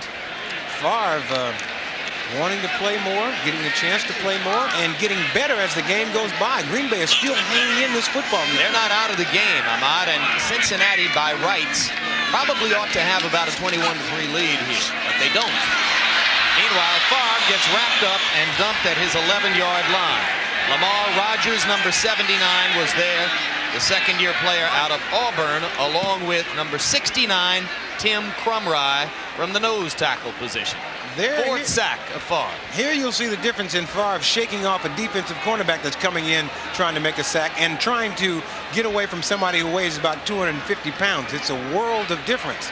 Tim Crumry is playing a whale of a game, and so is Lamar Rogers. Tim Crumry has enormous motivation against the Packers. In the 10th round of the draft back in 1983, 5 picks before the Bengals took Crumry, his home state team, the Packers, took a basketball player, Jim Thomas of Indiana. He's never forgotten. Number 46, Workman out of the backfield, gets across the 20, and that gets a little punting room, really, for the Packer punter. Ricardo McDonald making the stop for Cincinnati, and this just makes it a little bit safer punt attempt for Paul McJulian of Green Bay. It's amazing the things that will inspire you to play hard against a team their entire career. And somebody like Crumry to have that situation, it was a slap in the face to him. And now all of a sudden, every time he comes here and plays against the Packers, he wants them. And the people that drafted the basketball players, they're not even here anymore. They're not around. He's playing against that green and gold. There's Carl Pickens, already with a 95-yard punt return touchdown to his credit today. McJulian kicks it down the middle of the field. A hanger, a little bit short, gets a roll, goes out of bounds at the Cincinnati 39-yard line. 40-yard punt for McJulian. Pickens didn't get a chance to touch the ball. Bengals still lead 10-3 in the third. Back at Lambeau Field in Green Bay, Jim Lampley with Ahmad Rashad, 5:53 to go in the third. And Ahmad, we touched on the point a moment ago. Cincinnati has, through much of the game, been physically dominant, moving the football fluidly from time to time. But because of turnovers, penalties, and some Green Bay tenacity, the Packers are still in the game.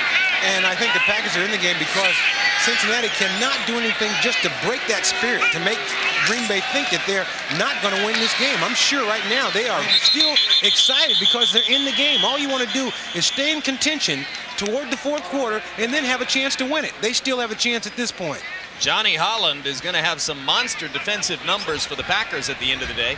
Another tackle there, already with 2 interceptions earlier in the game. And Harold Green was the running back who got 5 yards for the Bengals.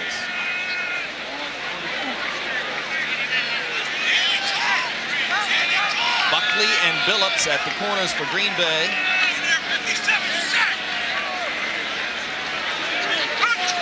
Pickens in motion. Green again with the football. Green trying to find the first down marker, and Buckley stops him 1 yard short. Brian Noble made the first hit, and Terrell Buckley closed the deal, and there's a Bengal player down on the field.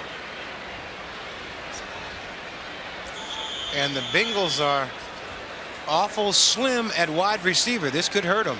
Watching from upstairs in a special booth is the other half of the 2-man team signed on to try to revive football glory in Green Bay. That's General Manager Ron Wolf, who ironically, Ahmad, comes out of the Raider organization. You know what's so strange about that? If you think back about the Vince Lombardi times, there's no way that a Raider would be running a Green Bay football team. Good fake by Esiason. Gets away from one man, almost throws another interception. It was Packer pass rusher Tony Bennett along with Matt Brock who got to Esiason and eventually forced the bad pass.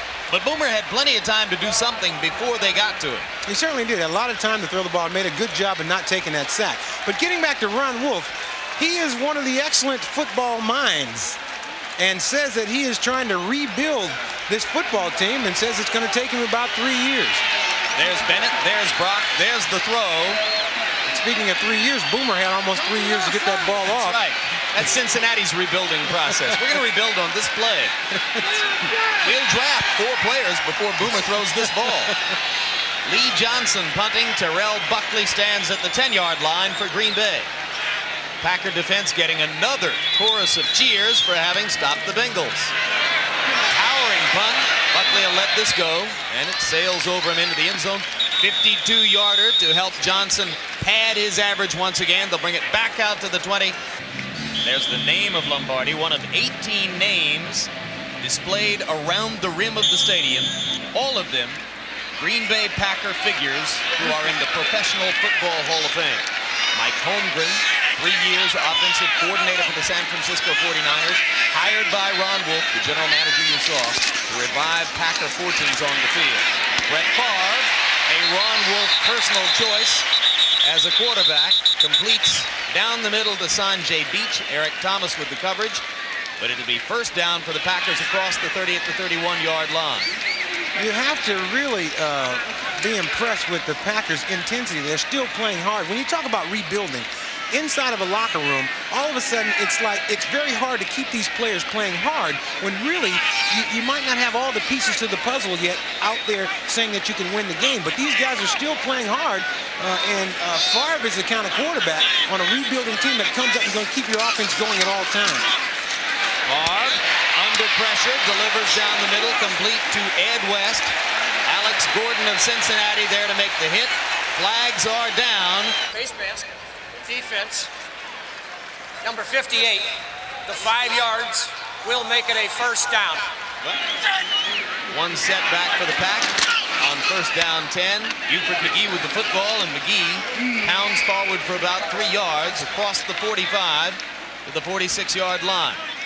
Clock winding down on the third quarter. Lamar Rogers made the stop for Cincinnati, and the Packers still in the football game. Can do serious damage if they can get a score on this drive. And Brett Favre becoming more and more comfortable at quarterback here. You saw him throw a lot of balls, overthrew a lot of balls in the first half. Here he's been very accurate in this second half. He's got a different little walk when he comes out of that huddle. Now the strategy of yanking Mikowski at halftime last week in a lost game and giving Favre a chance to play against the Buccaneers looks like a piece of genius on Holmgren's part. It really does. I think what Holmgren is saying by that is our team is not set by any means. You know, anybody can get pulled. We're just trying to find the pieces to put together here to get us a winning football team. Every position is up for grabs, including the position of quarterback. And they wanted Favre to get a little playing time. Without question. With an eye toward what could conceivably happen down the road. And 1 week later down the road, it did happen. And Ron Wolf was, you know, he couldn't hide the enthusiasm he had for Brett Favre. He really likes this young man. Now Favre operates on third down 7. Need to get the football into Bengal territory for a first down. And number 31, Darrell Williams, separates Favre from the football. Stubbs again tries to pick it up. This time it is number 56, Ricardo McDonald, who finally possesses the ball, and the Bengals will have it at the Green Bay 29. Well, you live and die with somebody like Brett Favre. Well, one of the things they wanted to do, you don't want to get in a passing situation against this Bengal defense because you know they're going to be coming at you from all over everywhere. And right here, you see Darrell Williams come in and make this sack. And that's one of the situations Green Bay didn't want to get in that situation, want to keep running the ball and not have to have a drop back pass, because once they did that, then all of a sudden all the pressure's on your front line because you got to pick up all the blitzes. And you, from watching film, you know that them blitzes come from everywhere. First down at the 29-yard line. Esiason with a chance to get a little breathing room for Cincinnati. Bengals unbeaten in the early season. Boomer throws in the flat. And it's complete to Brian Brennan, number 83, the gutty possession receiver out of Boston College. Gets it down near the 15-yard line before Lewis Billups, number 22, made the stop for Green Bay.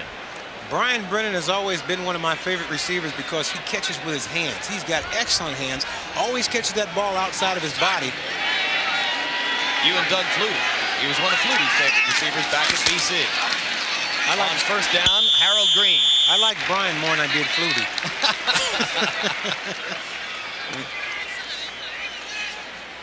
There's Brian Brennan, used to play for the Cleveland Browns. Excellent, as you mentioned, possession receiver, runs great routes, has excellent hands, and a fearless receiver. Will go inside and make the grab. Yeah, if you get the ball into his area code, he's a good bet to catch it. Second down, 11 after the loss of 1 on first down. Brennan in motion. Esiason with another play fake. Plenty of time. Corner of the end zone. Touchdown. Number 42, Eric Ball, was the man who made the release out of the backfield, and I would have to guess that is receiver number 3 or 4 on the pattern. Well, he had a chance to look at receivers 3, 4, 5, 6, and 7 before he picked out number 4 to fire that ball to. Here you see Esiason, great line blocking up front. Esiason able to survey the entire field before throwing a perfect strike to Eric Ball. And I think that may be his longest reception on the longest completion on the year for Boomer Esiason. Yeah, it's about an 18 or 19 yarder, which is as far as he's been with a completion this year. Bryce Park was the man who was beaten on the coverage. Awfully tough for your outside linebacker to cover a back that far downfield. 3 plays, 29 yards, 1 minute and 8 seconds on the touchdown drive following the Brett Favre fumble after he was blasted on the safety blitz by Darrell Williams. And now on the kickoff, Jonathan Brooks takes the football, confers for a moment with his blocking back, and gets it out across the 20. Edgar Bennett was the man who bumped into Jonathan Brooks. And you're going to have an offside penalty against Green Bay as Favre tries to get it going on first down. This is where Green Bay has to really be careful to not have it all fall apart on them. We were talking earlier about how they had stayed in the game, played pretty even with Cincinnati. Now they're down 17-3. Defense, number 94, 5-yard penalty. And I jumped the gun on the penalty call, down. Ahmad. Let's call it against Cincinnati instead. Well, even though they got the penalty, that was an ugly looking play. It looked like people were going the wrong direction. I mean, you still got to have some continuity in your offense. So we'll give the penalty to Cincinnati and give, I don't know what we give to Green Bay for that ugly play. We give them the Sarah Bernhardt Award for inducing Cincinnati to jump offside with a bizarre start to the play. Favre with another one of those play fakes 3 feet away from the running back, loses the football again, this time manages to get hold of it. Alfred Williams was there to make the hit for the Cincinnati Bengals, and a flag is down once again. It appeared as though we had a late hit by the Bengals on Favre. He was already down on the ground, and he's going to learn when to take a sack, you know, and when to get rid of the ball. Very dangerous walking around there, scrambling around with that ball hanging out. More and more in this league, it seems to me, year after year, quarterbacks who haven't had a lot of playing time have trouble holding on to the football in the pocket. Personal foul, unnecessary roughness on the defense. 15 yards, first down. Well, this is one way to mount a drive. 2 penalties in a row against the Bengals. There's Favre, as you see him with the ball fake. Now he's looking downfield, trying to find a receiver. Can't find one, and then the ball gets knocked out of his hands. He's just lucky that that ball bounces right back to him. If we stay on it, we'll see right there is the late hit. It's a little bit late, and therefore they get the 15-yard penalty. But Nice piece of directing. Favre living and learning. I think more and more defensive coordinators are schooling their players, particularly on the pass rush, to be alert to that possibility of knocking the ball out. And you know what? The defensive linemen are becoming such better and better athletes that they're able to do that. They're not one-dimensional guys. They're guys that have a lot of athletic ability that even though they got somebody trying to block on them, they're still able to reach out and try to knock that ball down. 6 Cincinnati sacks now in the football game have cost Green Bay 43 yards. Ball at the 41-yard line for Green Bay. Favre again loses the snap. Loose football. Sooner or later, you're going to give it up on one of these. Favre just not able to get away from that center fast enough because there's a guard pulling, and just as Favre took the snap, he didn't get away fast enough. The guard knocked the ball right out of his hand. That's just not enough experience. If you watch right here, watch number 57, right there, bam. Can't find the ball. Just you need a lot of repetition in trying to run this offense, because these are the things that just, the only positive plays they've had are penalties. They've had about 3 or 4 ugly plays that do nothing for the confidence of the offense. And you got a real problem on the exchange here, as you have an inexperienced quarterback who has not played a great deal with the center, and the center is occupying himself trying to block Tim Crumry, who is having a whale of a game across the line from him. This time Favre pulls it down and gets a couple of yards running, and that is going to be the end of the third quarter. As we come back to Lambeau Field in Green Bay, the Packers, beaten 31-3 by Tampa Bay last week, have now gone 7 quarters in a row without a touchdown, and they get ready for the adventure of another James Campen to Brett Favre center snap. Very hard to win a football game if you don't score a touchdown. It's 3rd down 9 from the 41-yard line. They negotiate the center snap. Favre rolls out, throws back across the field, and almost has an interception for his trouble. As Rod Jones, number 25, has hands on the football. There's a scuffle. There are flags down again in the backfield near where Favre threw the ball. Danny Stubbs. You made the point a little while ago about James Campen having to snap that ball. And, you know, people don't understand all the things that the center has to do. He's got to remember the snap count. He's got to make the line calls on the defense there. He's got to deliver the ball, make sure the quarterback gets it, and then block Crumride. That's too much. That's too much. It's enough just trying to block Crumride. And when you first came into the league? Oh, boy, they had Dick Butkus. They didn't have a nose tackle. They'd take the middle linebacker, like somebody like Dick Butkus. And unsportsmanlike act, a chop block. Penalty is declined. 4th down. And Dick Butkus would just beat up the center. I remember when I was playing for St. Louis, Butkus made our center quit. We'd call a play on 3, and the center would just snap it as soon as he touched it and said, hey, if anybody else wants to go in there and hold that ball to 3, be my guest. Another happy memory for Dick Butkus. One of the greatest players ever. Now McJulian prepares to kick to Carl Pickens, and Pickens waits at his 15-yard line. High, hanging kick. Bouncing inside the 10, and it's going to go on into the end zone. Packers just couldn't get their hands on it as Roland Mitchell looked to down it at the end of the 58-yard boot for Paul McJulian. That's Brett Favre, who's had a little bit of a rough day on the sideline. There's no telling who he's got on the phone.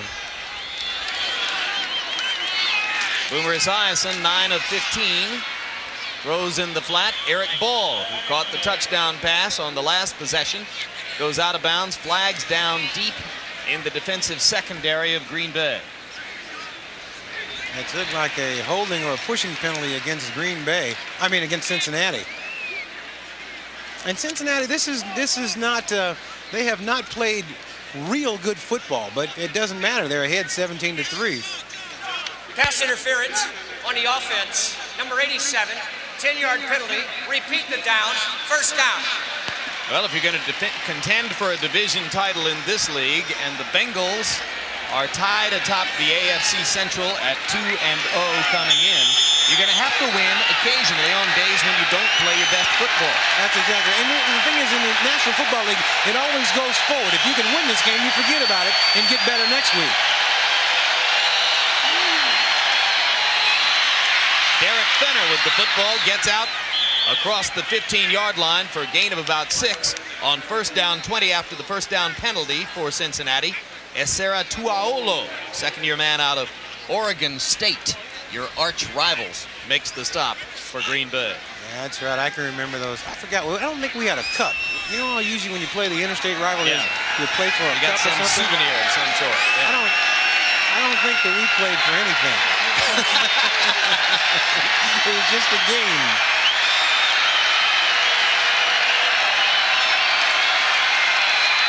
Second down 13. Esiason way up top and downfield.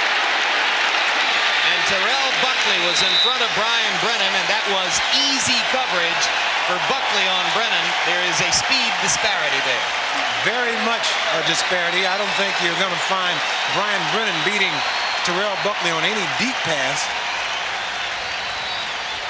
But he may beat him on some underneath pass. That's his forte. He can't. I got a feeling I could go like head-to-head with Brian in about a 40. I started to say. Penalty is declined. Declined. Down. The penalty, which was against the offense, illegal motion, declined by the Packers, who would rather see it go to 3rd down and 14 yards to go for the 1st down. I think you ignore Brian when he comes back to the huddle and says, I can take Terrell deep. Fenner with a pickup of about 4, just getting a little extra punting room for Lee Johnson. And another round of applause for the Packer defense as they do their job this time. The defense has not played badly today. It's just that the offense hasn't been able to do anything at all. And now we'll get a chance to see Terrell Buckley, the Jim Thorpe of the second half of the century, Self-proclaimed. That's right. That's what he says, and I still haven't quite understood it, but I certainly like this guy. He's got a lot of ability and a lot of confidence. And you liked Thorpe, too. Thorpe was one of my favorites, too. What number was Thorpe?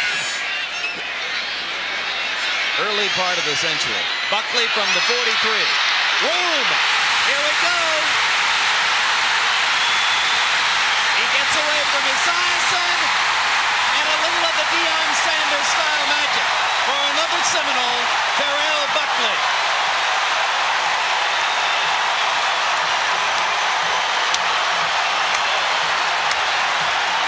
Hey, Jim Thorpe never did it any better than that.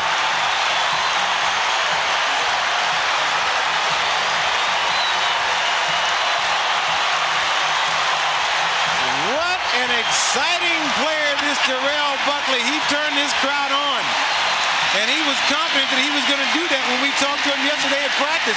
He just knows he's an impact player. He walked up to me and said, you know, I could have covered you.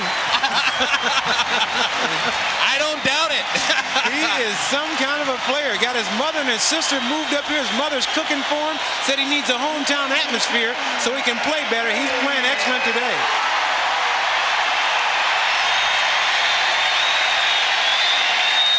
Terrell Buckley with the 58-yard touchdown punt return. And the Packers are back in the football game again. 12:43 to go. It is 17-10. Terrell Buckley with the first Packer punt return for a touchdown in quite a while. 58 yards off of the Lee Johnson punt. He gets the Packers to within 17-10 and says, yeah, I knew I could do that. Jackie's kickoff is taken short at the 13-yard line. And that is Eric Ball, the up man, who has the football, and Ball is across the 30 to about the 33-yard line. And let's take another look, Ahmad. Terrell Buckley, he may have surprised a lot of people here in this stadium, but he is not surprising himself. He said yesterday, he said, you know what? I'm like 5 players in one. I can do so many things. And here you see him doing one of them. Watch when he gets in the end zone. He is such a showman. He's in for the touchdown, slams the ball down. After this, he comes up and said, all right, ladies and gentlemen, how about it for me? Huh? For me. Thank you. Thank you. Give it up for Terrell Buckley. So the suddenly rocked Cincinnati Bengals start from their 33, and Fenner gets the call to quiet the crowd a little bit, get a little yardage before Johnny Holland wraps him up for yet another Green Bay tackle. And Jim, it's just the thing that we were talking about, that you got to stay in contention, stay close enough that you have a chance to win the game. And Buckley has now all of a sudden brought Green Bay up to the point that they have a chance to get back in this football game. And he's so hot he's got to cool off. He had to put that hat on and the towel over the hat because he's smoking over there. On second down, Brian Brennan has the catch, and Esiason begins to move the Bengals out of the hammer offense across the 50 to the 49-yard line.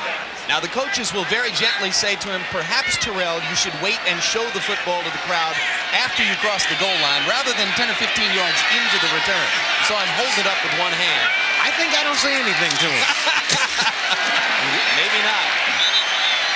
Fenner with a pickup of 3 on first down to about the 46-yard line.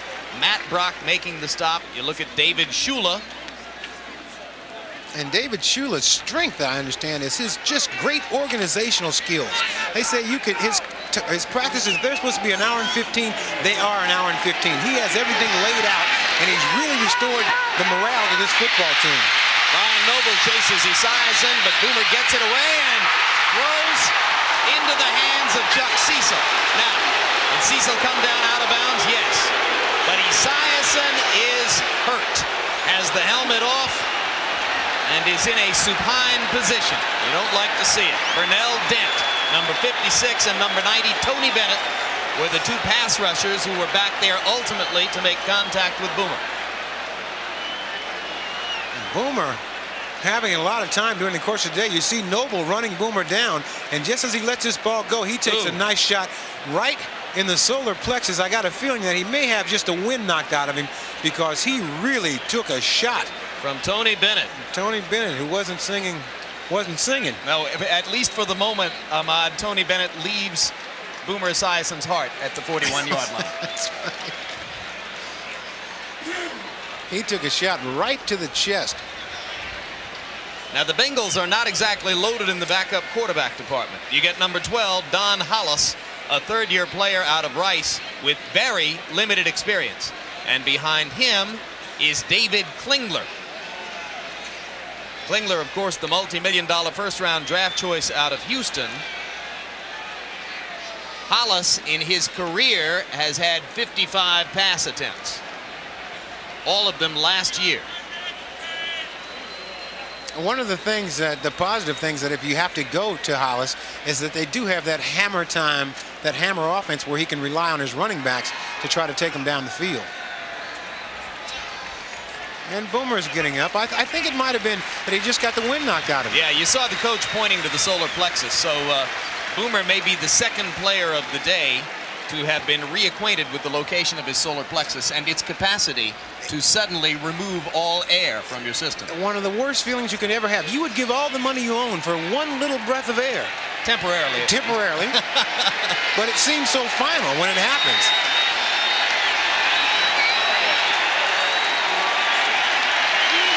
So Boomer goes to the bench. Hollis comes on and walks into third down, 7 yards to go at the 46-yard line of Green Bay. Pickens to the top of the screen. Brian Noble urging the crowd to get into it now and make some noise on third down. Brennan in motion. Hollis drops straight back. Down the middle, into traffic. Good throw. Caught and wrapped up for first down yardage by number 82, Rodney Holman, the veteran tight end. 36, Leroy Butler with the stop. Good target to pick out on 3rd and 7. Don Hollis with an excellent throw, and that was his second receiver. He backed up and looked over to the right, couldn't find the guy, and fired it over the middle as we see Boomer Esiason, now that he's got a breather, is back in for the Cincinnati Bengals. Hollis did a fine job on that one play.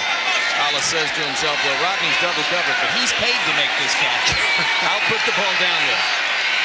And he got the first down. So now Esiason returns and gives it to Fenner, and Fenner finds running room down the middle across the 30 to the 29-yard line. Johnny Holland with yet another tackle for Green Bay. And David Shula, this is what we were talking about last night, this hammer offense. When you get a team on the run like this, you got a 7-point lead. What you want to do now is bring in Fenner and Green and just try to keep the ball and just hammer it home. Just keep the ball control with your running backs, run out the clock, and hopefully close out the win. Well, it looks like somebody has hammered Fenner's calf for the moment. He's limping a little bit, still walking on it. Always a good sign. A player can get up and still put some weight on one of those limbs, and I think he'll be fine. He looks all right as he goes off. We used to call that walking cool. Walking cool. That's right. Nice little stride in your walk. Not walking tough, baby, just walking cool. That's right. Second down, 2 yards to go. Make it a short 3 or a long 2. As Harold Green re-enters the game in place of Fenner. Brennan again in motion. Green with the football. Following his blockers and has first down yardage down to the 26-yard line. Matt Brock made the stop for Green Bay. How do you explain the availability of a Derek Fenner, who led the conference in touchdowns 2 years ago as a Plan B free agent? I think some clashes with the coaching staff up there in Seattle made Fenner available. He was one of the guys who's got a lot of talent, but a few things happened where Fenner was having time being on time for meetings and things like that. But in talking to David Shula, he has been a great player for this team. Really coming with a lot of enthusiasm, happy to be here and playing very well. And he's 6'3", 228, got some speed and a little wiggle in him. What a find for Cincinnati. Harold Green gets the ball down to the 22-yard line. Of course, we're talking about how good Fenner's been. He can't crack the starting lineup because this guy has been terrific. Harold Green, an excellent player. And Dave Shula, I wonder if an older coach would have came up with a different name for this offense. Shula, being the young, hip man that he is, comes up with Hammer. I think that's quite appropriate. Perfect. Somebody else might have had a Frank Sinatra song or something. Second down, 7. Esiason with another effective play fake. Throws into the flat, and Ball drops it. Wouldn't have gone for much anyway. Johnny Holland was right there with Eric Ball. Tough throw. It's hard to catch that ball. You got to get it up where the running back has a chance to catch it and run with it. That ball throwing a lot behind him and a lot low.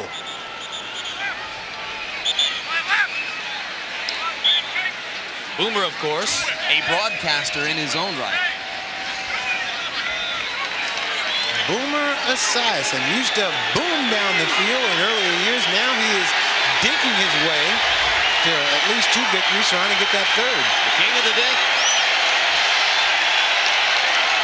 Third down, 6 yards to go for the first down. Need to get the ball to the 15-yard line. There's the offside call that is probably going to turn it into 3rd and 1. Unless the Packers can convince the officials that they were drawn off. A lot of pressure here on Green Bay. They've still got to play tough because they're still in this football game. They just got to keep Cincinnati from... Encroachment. Defense prior to the snap. Number 62. 5-yard penalty. Still 3rd down.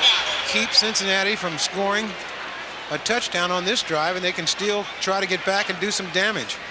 Here's a replay. These guys, the play was on 3. They went on 1. Way offsides. I used to hate that. If you're an offensive lineman and the guy on the other side of the ball jumps off sides, that gives the guy in front of you a free chance to just take off on you. Yeah. It's like, please yell at me when you're going to jump off sides. Let me know. Call it 3rd down 2. It's a short 2. Green with the football, pounds inside, may or may not have it. Needing to get close to the 15-yard line, just outside of it to pick up a first down. Was that Johnny Holland again with the stop?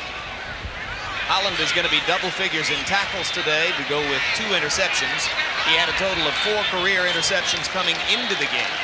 He'll be scheduling Whirlpool time tomorrow with all those tackles. And they are short of the first down, so it's going to be 4th down. And Jim Breach will come on to try to hammer this through for Cincinnati. A critical field goal try with 8:16 to go in the game as they try to stretch a touchdown lead to 10 points. And Boomer wants to get a measurement. Breach not leaving the field, so... Yeah, because Breach knew. It's his opportunity to score. Now, last week, the Bengals twice went for it on 4th and 1 in preserving a long drive that ultimately gave them a 21-14 lead against the Los Angeles Raiders. But this is a different situation. Yes, here to put 3 points up on the board gives them a 20-10 lead. Then Green Bay would have to score twice in order to get back and to win the football game. This is a good call here by David Shearer to go for the 3. Yeah, this is textbook stuff. And the 34-yard field goal attempt by Jim Breach is true and perfect. So well and truly kicked by Breach. 3 more points for the Bengals. They stretch their lead to 20-10 with 8:05 left. Off the kick by Lee Johnson, number 87, Jonathan Brooks. Or Robert Brooks, I should say, not Jonathan Brooks. Robert Brooks gets it across the 30 to about the 32-yard line. Flags are down as Brett Favre gets a little final instruction from head coach Mike Holmgren of the Packers and gets ready to come onto the field. Illegal block in the back on the return. Number 38, 10-yard penalty. First down. After the penalty, the Pack starts deep in its own territory. Favre throws to Sterling Sharp. Did he hold on? No, I don't think he had the ball as he hit the ground. It's a pretty nice, accurate pass by Favre, but here you see Sterling, just a little slant pattern, gives him a little out move, breaks it into the inside, gets that head turned around, and then just not able to hold on to that ball. I would imagine as these two work more and more together, they will, I think that they'll be quite a duo. Because Favre is looking for Sterling Sharp almost on every pass play. I'm still getting over the Winnebago thing. Somebody call the folks at Winnebago and tell him Ahmad thinks he already owns a plaid shirt. You can find it. On 2nd down and 10, Favre throws in the flat. And Harry Sidney makes the catch and is knocked out of bounds after a gain of about 5. Rod Jones made the hit for the Bengals. That is a dangerous pass he just threw there, all the way back across the field. If Jones gets up and tries to make a play on there, he has a chance to just run it right back into the end zone. 3rd down 6 now for Green Bay. A lot of people's book on Brett Favre coming out of Southern Mississippi. Great arm, no touch. He'll have plenty to learn. He seems to be developing some touch here. And in this offense, he's got to have touch. It's not about throwing the ball deep. It's about being accurate. Favre comes out of there, has first down yardage and more. Cross the 30 to the 35-yard line and gets out of bounds. Crowd will love that. Barney Bussey finally ran him out. Pickup of 21 yards for Brett Favre. Brett Favre showing some speed. He's quite an athlete, and you brought that up earlier. 6'2", 222 pounds, and a man that can really move around. Here, he finds he doesn't have any receivers deep, so he just tucks it under the arm and takes off running and smartly heading towards that sideline. Grew up down on the coast of Mississippi. Brett Lorenzo Favre. In the swamps and the bayous of southern Mississippi. Hattiesburg is a mecca for athletes like Brett Favre. And on first down from the 35, he flips it across the middle. And Harry Sidney has another first down for Green Bay out to midfield. Kevin Walker made the stop from his inside linebacker position for Cincinnati. And they're still not out of it if they could get a touchdown on this drive. Quickly, yeah, and you think about the offensive system here of Mike Holmgren, and they've never had a quarterback with a big cannon arm. You think about Joe Montana and Steve Young and Bono also. These guys were all very accurate, so that's the thing that Favre has to do. Not so important to fire it deep, but being able to throw that ball short and accurate, like he did on that last throw. Favre looking up top to Sharp. This time he's got the touch. Perfect throw, and Sterling Sharp makes the catch in front of Rob Jones. Gets it down to the 17-yard line. A 33-yard pickup. Favre to Sterling Sharp. We have been talking the whole time about being able to have some touch, being accurate, and Favre lays this ball right out there. Very catchable ball to Sterling Sharp. He's been trying to hit Sharp on that pattern all day. Finally, here in the fourth quarter, they connect on it. A little touch of chemistry suddenly for the Packers, who, despite the fact that Chris Jackie has missed 2 field goal tries, and despite turnovers and penalties and sputtering on offense and the loss of Mikowski and Favre's entry as the backup quarterback, are still in the game. Favre hits Ed West, and the tight end breaks 1 tackle and falls forward to about the 7-yard line, just short of a first down. Jim, we have talked about Favre getting better and better and being more and more comfortable in this offense, and I think we're seeing it right here in this drive as you see Favre hit Ed West going back across the grain with an excellent pass, very accurate pass, and West doing a heck of a job. It was Rob Jones who hit West low, and Ricardo McDonald who ultimately wrapped him up. And you make it a first down as West scrambled forward for the first down, so it's first and goal now at the 7. Number 34, Edgar Bennett with the call. And the rookie out of Florida State gets about a yard or two, close to the 5-yard line. Darrell Williams, number 31, the nickelback, making the stop for Cincinnati. Signals from the sidelines going from Ty Detmer to Brett Favre. They are the 2 active quarterbacks now on the Green Bay roster. Mikowski out with a bad ankle sprain, perhaps torn ligaments in the ankle, sustained early in the first half on a hit by Tim Crumry of the Bengals. Bennett in motion. Favre throws down the middle and has a touchdown with Sterling Sharp. Outstanding second effort by one of the strongest wide receivers in the NFL. And an outstanding drive by Brett Favre, bringing his team all the way down the field with a lot of big plays. Because we talked about it, you got to make plays in order to keep a drive alive, and Favre actually did that. Also talking about Sterling Sharp's ability to run after the ball. After he catches the ball, watch him catch it here, shakes off a tackler, and gets into the end zone. He shook off the high tackle by Kevin Walker to fall forward into the end zone. Big drive. There were 2 key plays. Favre's 21-yard scramble on third down and the 33-yard pass to Sterling Sharp. And now Sharp has had the wind knocked out of him, but with Jackie's conversion, it's 20-17 Cincinnati. At Lambeau Field, 4 minutes, 11 seconds remaining. Green Bay, on the strength of Brett Favre's arm and legs, goes 88 yards in 8 plays to narrow the Cincinnati margin to 20-17. Eric Ball takes the kickoff and gets it back to the 20-yard line against pretty effective downfield coverage by the Packers. Tim Houck, number 24, down to make the stop. Houck was the man by whom Carl Pickens blew in the first half as Pickens finished up his 95-yard punt return touchdown. And there's a look at Sterling Sharp shortly after the touchdown. As you look there, he took quite a pounding on that last touchdown. It's either something on his rib, or you see him messing around with his rib cage, the bottom of the rib cage. Now he's on the bench now icing it, but he was walking around. He is not finished. He will not leave this football game. Not after the physical battle into the end zone that gave him the touchdown that paid off that drive. Both teams with 3 timeouts remaining. On first down, Esiason gives to Harold Green. And Green's second effort gets him a first down and 13 yards.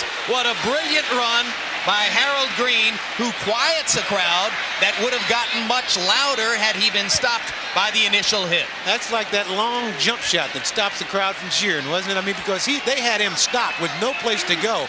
Just excellent running ability for him to jump outside and get down the field. He's brought down by Matt Brock from the University of Oregon, but a great run to save nothing that Harold Green had. And Green went over 100 yards with that carry. Now 20 trips, 105 yards in the game for Green. He got away from both Paulk and Brock at the line of scrimmage, and Brock kept chasing all the way downfield. On first down now, Esiason throws. And a perfect throw to number 85, Tim McGee, is another Bengal first down, and McGee does Green Bay a favor by stepping out of bounds to stop the clock. Now the onus is on Cincinnati to see if they can put this game away. I mean, they are coming into this game, they were the better team, and now they have an opportunity to put this game on ice. But Green Bay is coming back strong. They've been playing hard the entire time, and they're in range, but Cincinnati has a chance to close it out. Packers have another new acquisition on the field. Danny Noonan, signed away from the Cowboys earlier this week, and the Cowboys let him go, is in at nose guard. Harold Green on first down is met and knocked out of bounds by Paulk and Noble. Robert Brown with the initial hit on Green, and then Paulk and Noble came over to finish him off. Green Bay trying to preserve the time on the clock, calls a timeout. Noble, one of the more active defenders for Green Bay, always around the tackle. They were 4 and 12 last year. Second down now and 13 for Cincinnati, and what a play in the flat by number 36, Leroy Butler, who was there to greet Eric Bull as the ball arrived. And you talked about those Packers who can play. Butler is one of them. Number 2 pick in the draft in 1990 for the Pack out of Florida State. Big play now for both teams. Third down, 13 yards to go. Esiason looking and overthrows Pickens badly. Never a chance for that one. Green Bay forces the punt. And you got 2 things out of that if you're Green Bay. You force the punt, and with Esiason throwing the ball well over his receiver, you stop the clock. Esiason with a lot of time here just overthrows Carl Pickens. And Green Bay with a fine job of defending, not putting a lot of pressure on the quarterback, but able to play that kind of zone defense back there and keep all the receivers covered. And you think the crowd's excited? The last time that man touched the football, he went 58 yards for a touchdown. And it's possible he could do it again. He is Jim Thorpe. Hey, what would Jim Thorpe have done, right? Run it back again. Johnson kicking it toward the sideline. It curls to the middle of the field. Buckley is free again for the moment and now loses the football. Anybody's ball at the 36-yard line. It's going to belong to Cincinnati. And now the coaches have the right to tell him to hold it in both hands, right? It was exciting. This man, you can't say he is Mr. Excitement. He had a chance to get out of there, but he just didn't cover up the ball enough. And now Green Bay, watch right here, Buckley in a little bit of the crowd now as he tries to break out of it, trying to still get something going. The ball gets popped out. One of the things he's got to realize is look at the clock, look at the situation that his team is in, and the last thing you want to do is give the ball up. You give you a chance. I mean, you just gave you chances to win the game away. And the guy who caught the touchdown pass that presently stands as part of the difference in the ball game, Eric Ball, is the man who fell on the football and recovered it for Cincinnati. So Ball having a big day both out of the regular offensive sets and on special teams for the Bengals. Holmgren and David Shula watching. On first down, Derek Fenner pounds for about 5 before Leroy Butler makes the stop for Green Bay. I've always been impressed by the way Derek Fenner can change directions. He's a big, powerful back, but he's always able to change directions and find those little cracks in the front line. And now the Packers use one of their timeouts to stop the clock at 3 minutes 4 seconds remaining. So Green Bay will have one timeout left. Green Bay down 17-3, got back in the ball game on a punt return by Terrell Buckley. And now Cincinnati is trying to ice it with the clock running, under 3 minutes to go, and Derek Fenner having plowed forward for a critical Cincinnati first down. And that was big. And Green Bay calling a timeout here, and it's their last timeout. Bengals trying for a 3-0 start today. And there you saw the precedent. In 1990 they started 3-0 and made the playoffs. Fenner goes forward. In fact, of the handful of teams, only 5 teams in the National Football League started off at 3-0 a year ago. All of them made the playoffs, and 4 of them won their divisions. So it is a bright precedent for the Bengals if they can hang another victory on the board today. If they hang a victory here on the board today, they have won already. They have already matched their win total from last year. You know, we were talking the other day about assistant coaches as opposed to head coaches. I understand that David Shula is an excellent head coach, a much better head coach than he was an assistant coach because of his organizational facilities. On second down 4, Fenner gets the call, and now the clock will stop for the 2-minute warning as the Bengals face third down. So with Cincinnati leading 20-17, third down 5 coming up. We'll bring you back in a moment to Green Bay. 2 minutes left in Green Bay. David Shula at age 33 looking for his third NFL win as a head coach. Cincinnati leading 20-17, getting ready to run third and 5 as the Packers try to stave them off one last time and get another chance at having the football. Fenner is going to be hauled down a couple yards short of the first down. Tony Bennett riding Fenner's back to the turf. And now Jim Breach will come on to try to stretch the lead to 23-17 with under 2 minutes remaining. Packers are still going to have a chance, Ahmad. Jim Breach, one of the more reliable kickers in the league. I remember when he played for the, I believe he played for the Oakland Raiders. Wait, Breach.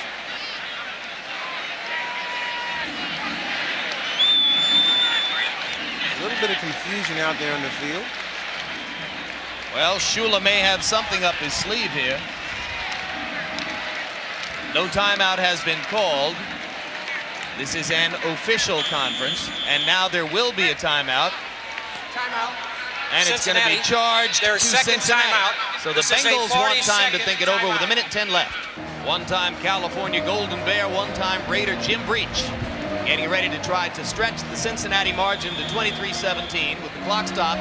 1:10 remaining in Lambeau Field in Green Bay.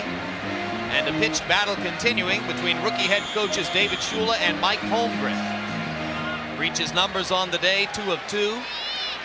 Remember that Green Bay place kicker Chris Jackie, 78% accurate in his career in the NFL, has missed 2 field goal tries today from makeable distances.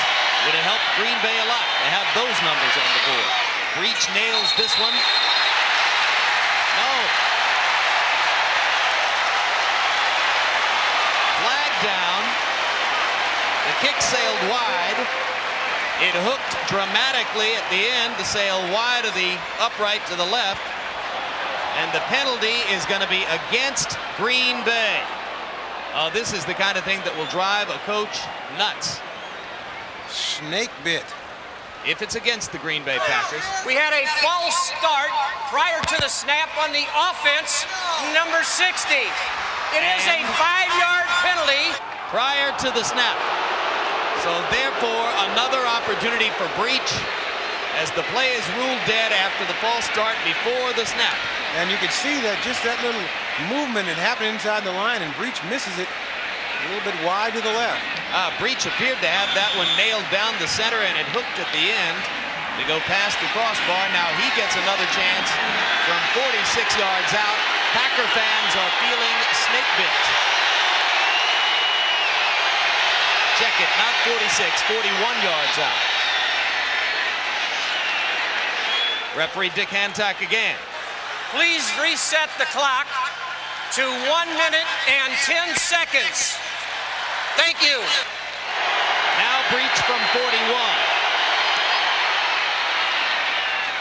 This time it's good. So instead of getting the football back trailing by a field goal, the Packers get it back trailing by 6. They would need the touchdown and the PAT to win. There's the reprieve here. You don't expect Jim Breach to miss twice in a row, and you see the relief on the face of David Shula as his Cincinnati Bengals are doing what it takes to win this football game. And I'm a little surprised at the relative calm with which Holmgren and the Green Bay bench accepted the reprieve for Breach and a chance for him to kick the field goal a second time. Bad play. Very bad play by Robert Brooks, who just elected to catch a kick inbounds and then step out of bounds with it at the 8-yard line. If he lets it go, they are in much better field position. He's a rookie. They got a lot of young players on this team that are going to make some crucial mistakes, and that certainly was one of those. Well, he's a rookie, but that's a bad play at the University of South Carolina and a bad play in high school and anywhere else he's ever played football, Ahmad. I was just trying to give him the benefit of the doubt. I know he's a receiver, and you're trying to help him. I guess so, but that certainly was a bad move on his part. That's a bad play in midget football, Ahmad. He's not playing for the first time in his life. 1:07 left. Ball is at the 8-yard line. Here, Brett Favre, you want a challenge? Try this one. And Favre completes on first down to Harry Sidney, who gets a little running room and gets out of bounds to stop the clock. You could see the veteran smarts of Sidney. He knew what to do. Ricardo McDonald ran him out for Cincinnati. Brett Favre certainly has his work cut out for him today. So does this man, Mike Holmgren, who will be the real architect of this drive, calling all the plays.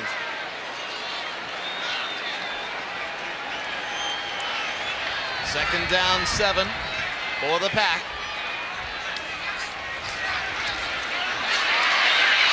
Favre unlooses it and gets it to Sterling Sharp out across midfield to the 46-yard line.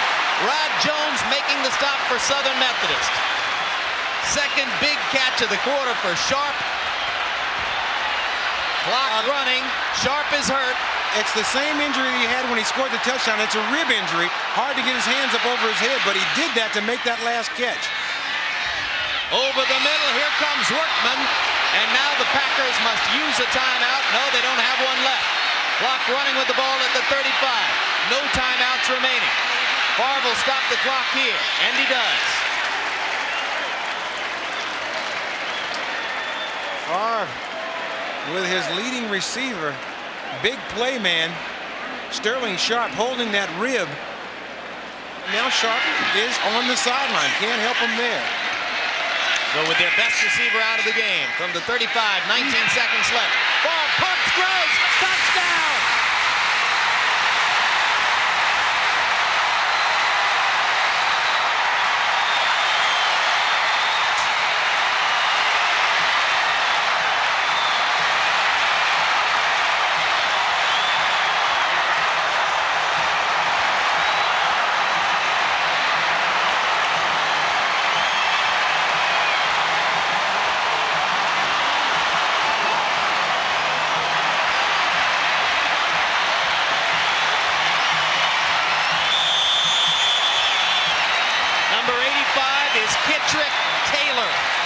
Washington State. His first catch of the day. He ran by Rod Jones, who again didn't get help from the safety man. And Brett Favre was right on the money. He pump faked, pushed a blocker out of the way with his hand, and then threw the strike. This is the most accurate throw on the day by Brett Favre. You see Kitrick Taylor going inside the defender. He's open right there, but you got to thread that needle to get the ball to him, and that's exactly what Brett Favre did. If you get any air into the ball, the safety comes over and knocks it, breaks the play up. But Favre put it right on a line. A perfect pass, a perfect catch by Kitrick Taylor. You see him just put this ball right there. That was excellent throw by Brett Favre, and he knew that he pulled the trigger on that one. Is there a spark of life in Green Bay? He's looking for somebody to jump on. Did Brett Favre wake up an echo or two with that one? Let's see if Chris Jackie can make it pay off. Jackie, who has missed 2 field goals today, now tries to add the extra point out of Favre's hold. Is normal holder Don Mikowski out of the game with the bad ankle, and Jackie knocks it through.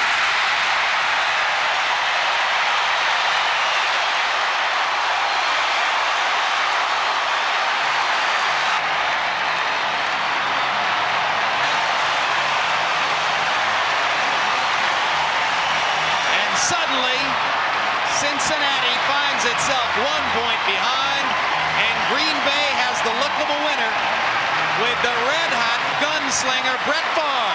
That man, Ron Wolf, the general manager, came in and made 2 quick moves last year. He fired Lindy Infante, hired Mike Holmgren, and then sent a first-round draft choice to the Atlanta Falcons to get Brett Favre, number 4. Uncertain as to what Don Mikowski was going to be able to do in Mike Holmgren's new offense. It's amazing how these looks on these 2 coaches have changed in the last minute and 7 seconds. Brett Favre so excited. 2 touchdowns on the day, 22 for 37, not to mention a few drops that he had. And of the 289 yards, Ahmad, the majority of it in 2 fourth-quarter drives. And he just kept getting better and better as this game went on. And to the Cincinnati Bengals could not put this team out of contention. They just kept staying in it, and that's the man that kept them in it, Brett Favre. The kind of resiliency that Don Mikowski showed for the Packers in '89, Favre has had it today. He certainly has, because they had a lot of opportunities to just quit, and they didn't. Clock running now with 11, 10. And Ball goes out of bounds to preserve a little time on the clock for Cincinnati. Eric Ball has been everywhere for the Bengals in the 4th quarter, but has not been enough alone to stave off the rally, which was touched off by the 58-yard punt return that Terrell Buckley produced the second time he touched the football in the NFL. And it really showed something after he fumbled the ball late in the game. It looked like Green Bay was dead, and Green Bay came right back playing hard and played themselves to a 1-point lead with 10 seconds left to go in the game.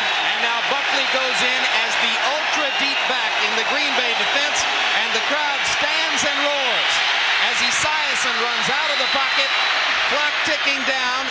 Boomer stops it with 2 ticks remaining. The better move is to throw the ball out of bounds. It takes less time to be able to run all the way to the sideline. You waste time on the clock. All he got was 11 yards. Another first down to go with the bushel of first downs that the Bengals have accumulated today. And David Shula was so close to going 3-0. I almost had him in the playoffs already. Favre gets red hot and lights the place up. Last shot. Boomer airs it out. There'll be a big crowd for this one. And it's over.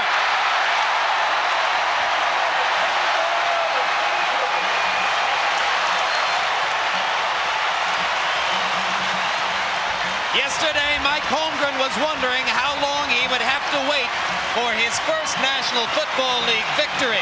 He may have despaired a little bit today when starting quarterback Don Mikowski went down, but that man that you saw right there a moment ago, Terrell Buckley, he lit the fire, and then Kitrick Taylor caught the winning touchdown pass.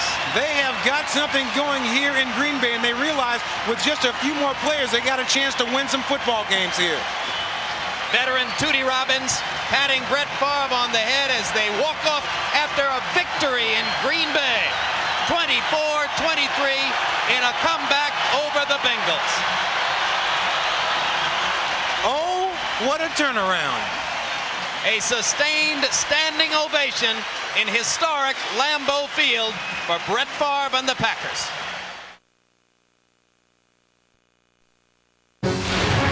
This NFL Films production has been brought to you by NFL Network. Watch the National Football League 24 hours a day on NFL Network.